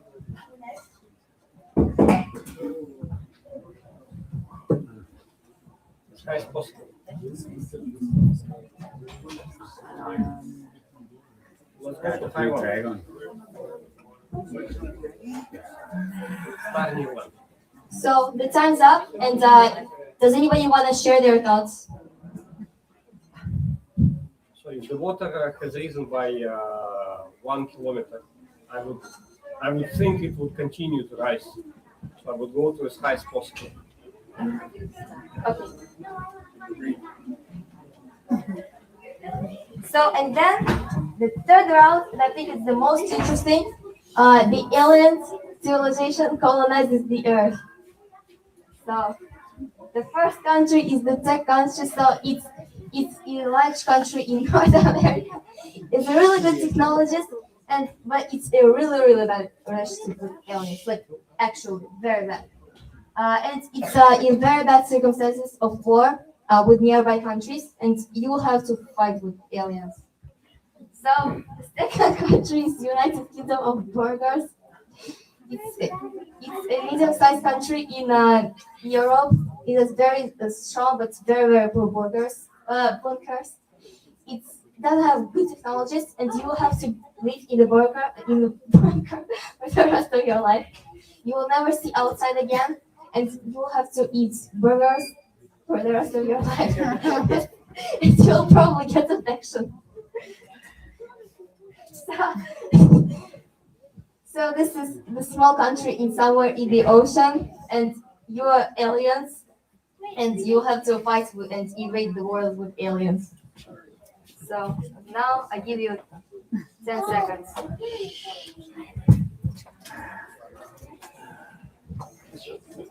Go live with aliens.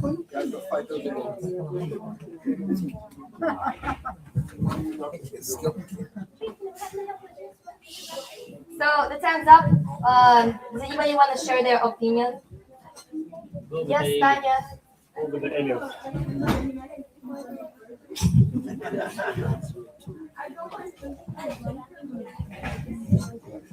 Okay. So I really hope that you enjoyed my presentation. Thank you very much for participating in my week and listening to my message. Thank you.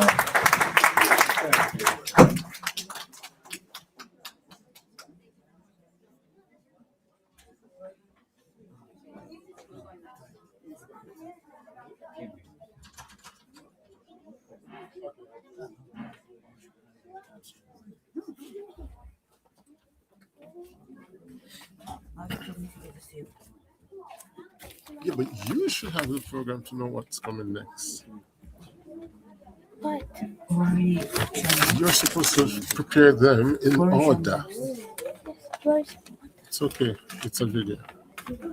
So, what do you mean? Bro, we Jojo, already have Elena, and okay, we had this. What about this? Shh, go outside, please. Louis Mohammed and Ilyas. Do I present Louis Mohammed and Ilyas now?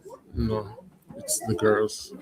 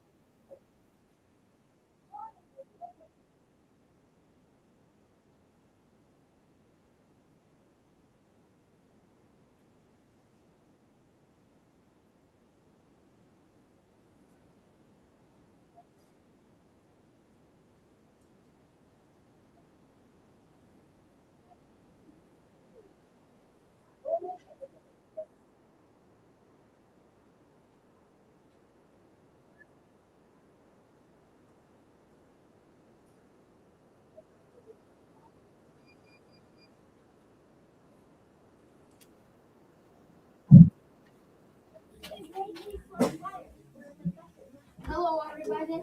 I'm Alisa. Screen share.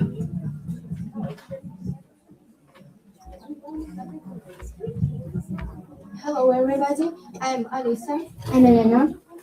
We will speak about child poverty. Child poverty is due to four interrelated characteristics like low income in the family, poor living conditions, low level of education, and high level of malnutrition. First, lack of earnings in the family. First, not enough money to support the child, poor cities or poor countries. The solution is one: do something to support your child, like money, something like this. Second, poor living conditions, like the place of residence is bad or there's a lot of garbage, not too much money to earn, and it's dangerous to live. So change the place of residence. Depending on the place of residence, the child cannot study well or cannot study at all. If your child not studying well because of your place of residence, you need to try to change it. The key to problem here is the people who have to support the child should earn enough money to do it. Fourth, the child is malnourished or lives in not a good enough place for a living of a small organism. That means lack of food. Summary. The main problem of the child poverty is the fact that in order to support a child, you need to have a good enough capital. Well, or the child will live in a bad place, will be uneducated, and so on. Yes. Even though you have big problems or small problems, there's still a solution that is going to help you. Thank you. Thank you.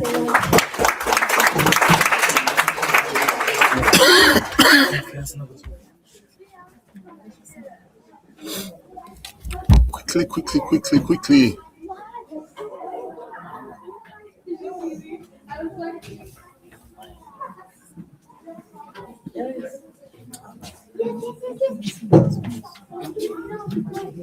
Do you have the video?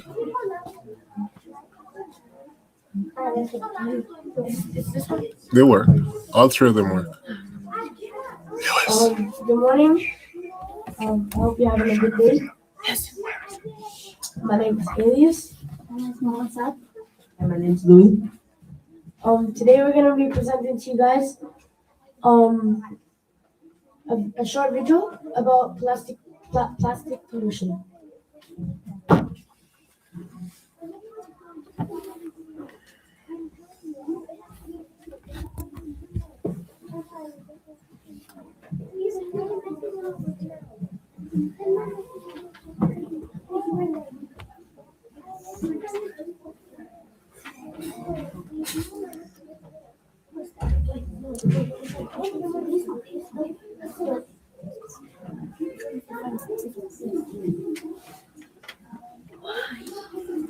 Boys, time. Let's go.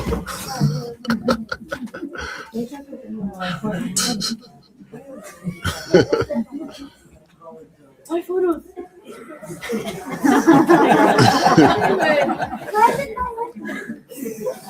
All right, go fix it and come back in 5 minutes. Send the next group.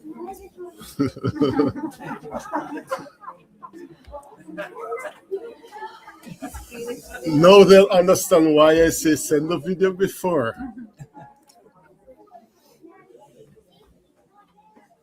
Oh, it's ready? Yes.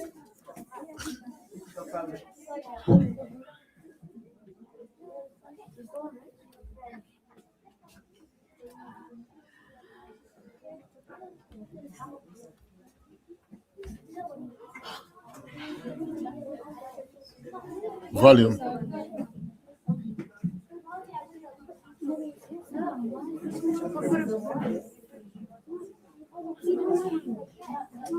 You're at max volume? Where's the volume? Oh, bro. Even in your phone sometimes. It's made from oil and The world throws away 1 million plastic bottles. And there's a scary part. Most of them will still be there when you're old. And even when your children are old. Isn't that shocking? plastic is everywhere. It's in bottles, bags, toys, and even in your phone sometimes. It's made from oil and chemicals, which makes it light and cheap. That sounds useful, but there's a big problem.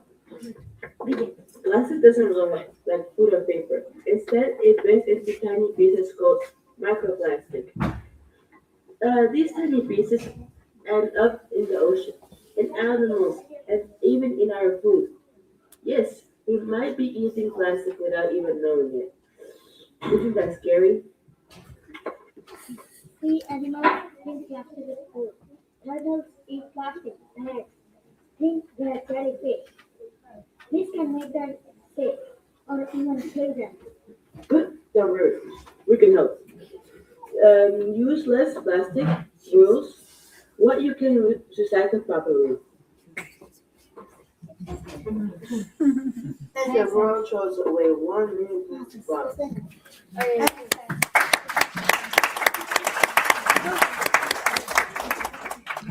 So, boys, that was very good, but with a little bit more organization, it would have been even better. Thank you.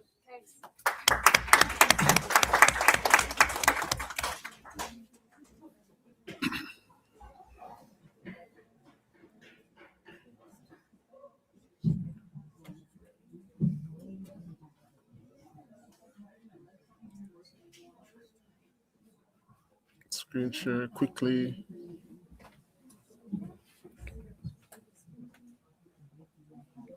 Eight.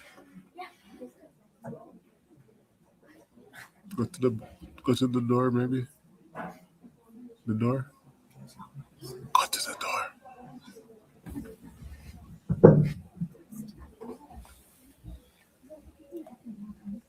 Go to the door, maybe it will come.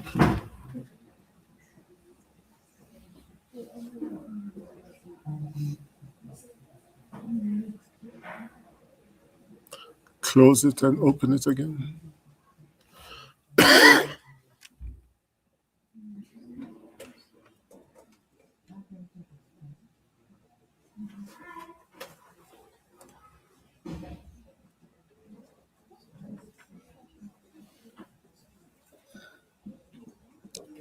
All right. Get Christina's group and then we'll come back to you.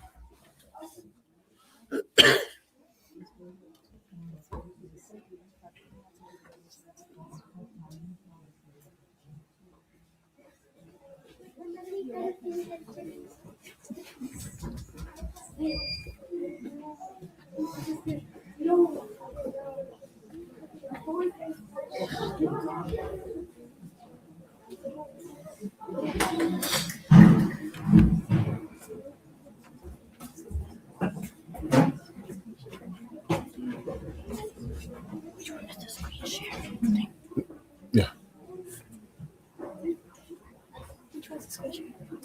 8.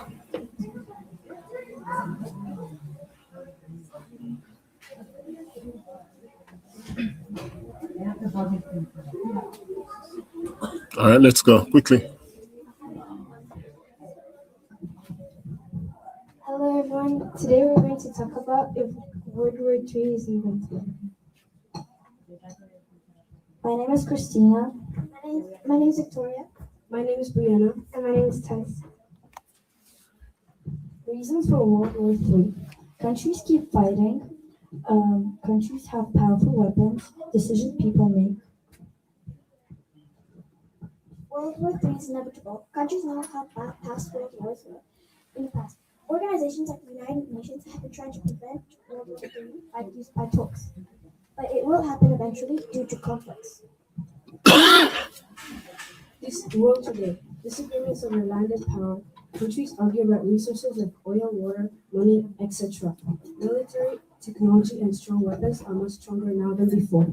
And also corrupted politicians. Future. Depends on what people choose to do. War is avoidable if countries cooperate. Education helps people understand each other better. Young people can learn from history and avoid repeating mistakes. World War III is a choice, not a destiny.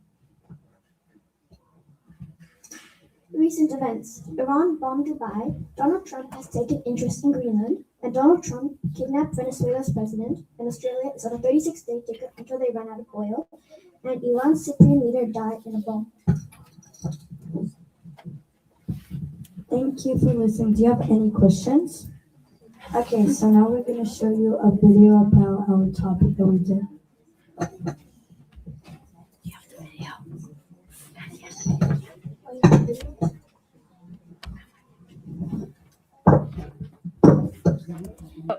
Hello everyone.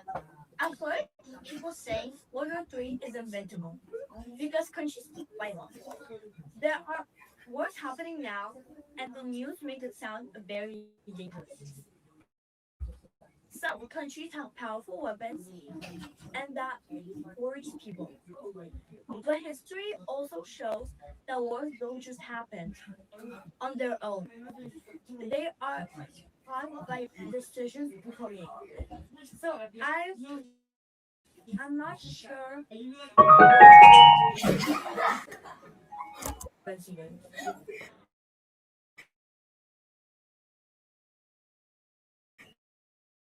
Thank you.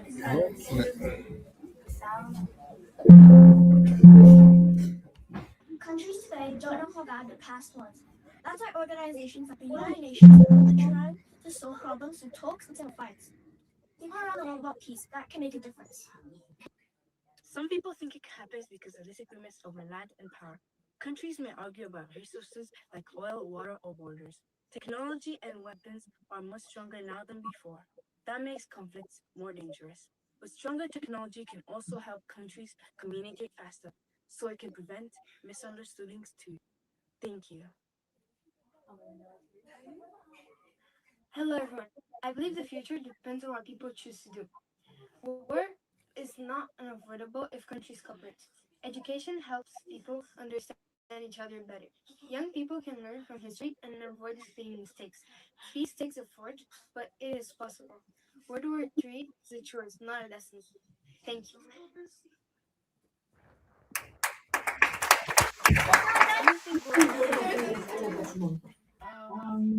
Yes, there are a few aspects to the war that are making there be a slight chance that it's possible, and because of the Iranian war and everything, with the bombing and all the terrorist attacks in Lebanon and everything. So it could be possible, but it is very low chance that it could happen due to international law, and also those countries aren't exactly facing much of a problem. So I don't think it's really gonna happen. Okay, thank you. So, do you think World War III is inevitable? I think there's a pretty high chance because how Donald Trump and Israel bombed Iran, and then Iran started bombing other countries in Middle East, and also there's a lot of war going on. Like I think it's been over 3 years the Russia-Ukraine war, so I think there's a pretty high chance that there it will be. Okay, thank you. So, do you think World War III is inevitable? Yes, I think yes, because there's a lot of arguments between the governments, and yeah, there's a lot of arguments in the world between the governments. So I think yes. Thank you. Thank you.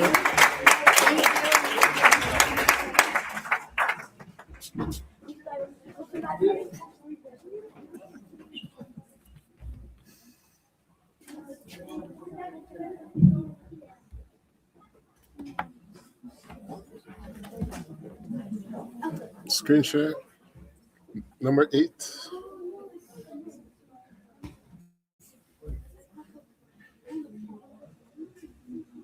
No.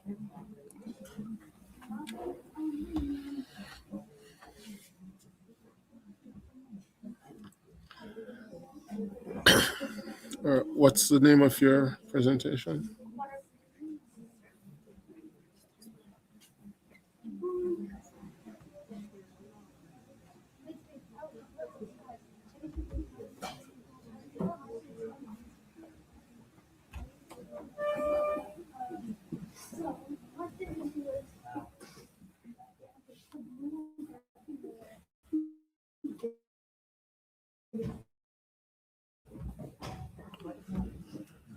All right, what's the next group?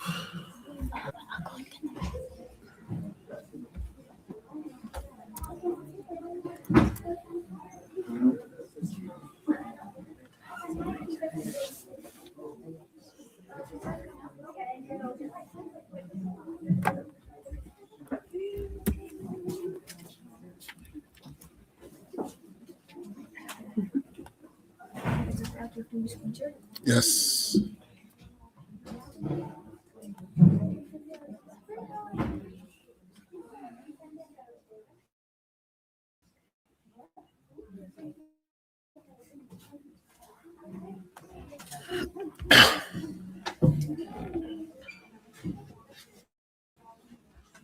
All right, girls, we're running out of time, so you have to be quick, okay? Go.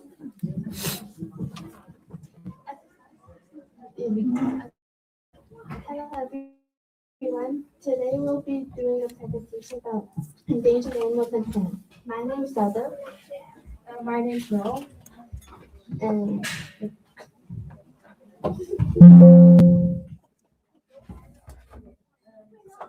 people illegally hunted them with humans. They're found in the northern part of Mexico. Their average size is 5 feet long. We have the speaking corpse lily. This is found in Indonesia, and trust me, it's heard this name. It's rotten meat. Basically, like someone forgot to take out the trash. Sea lions. They were constantly hunted for their pelts. The male is averagely 7 inches long, and the female is 6 inches long. They're found in the western coast of North America, from Alaska to Costa Rica.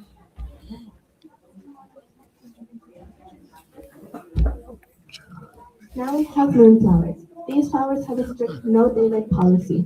They only bloom at night, and they smell like a mix between jasmine and vanilla.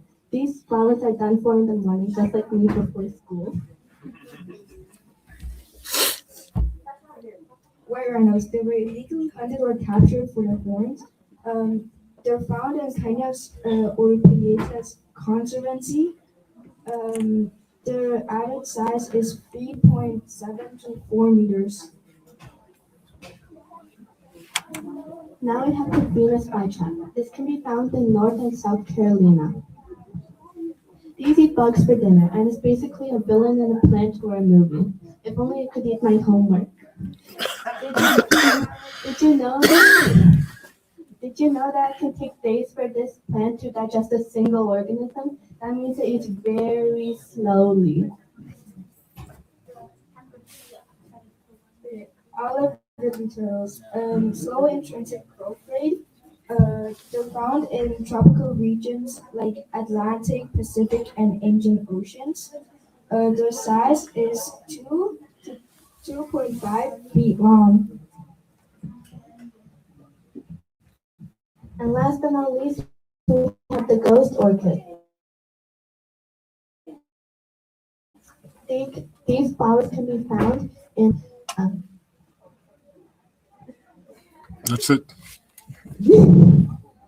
they smell like crisp apples. And the roots of this plant blend in so well with this tree that looks like a mini ghost floating in midair, hence its name ghost orchid. So why we should care if these are going extinct?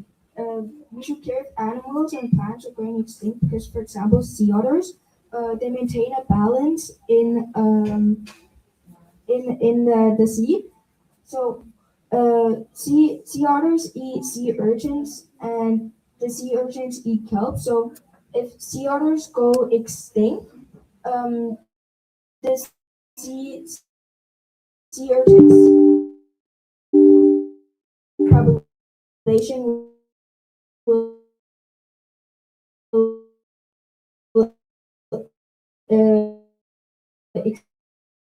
explode, and all the kelp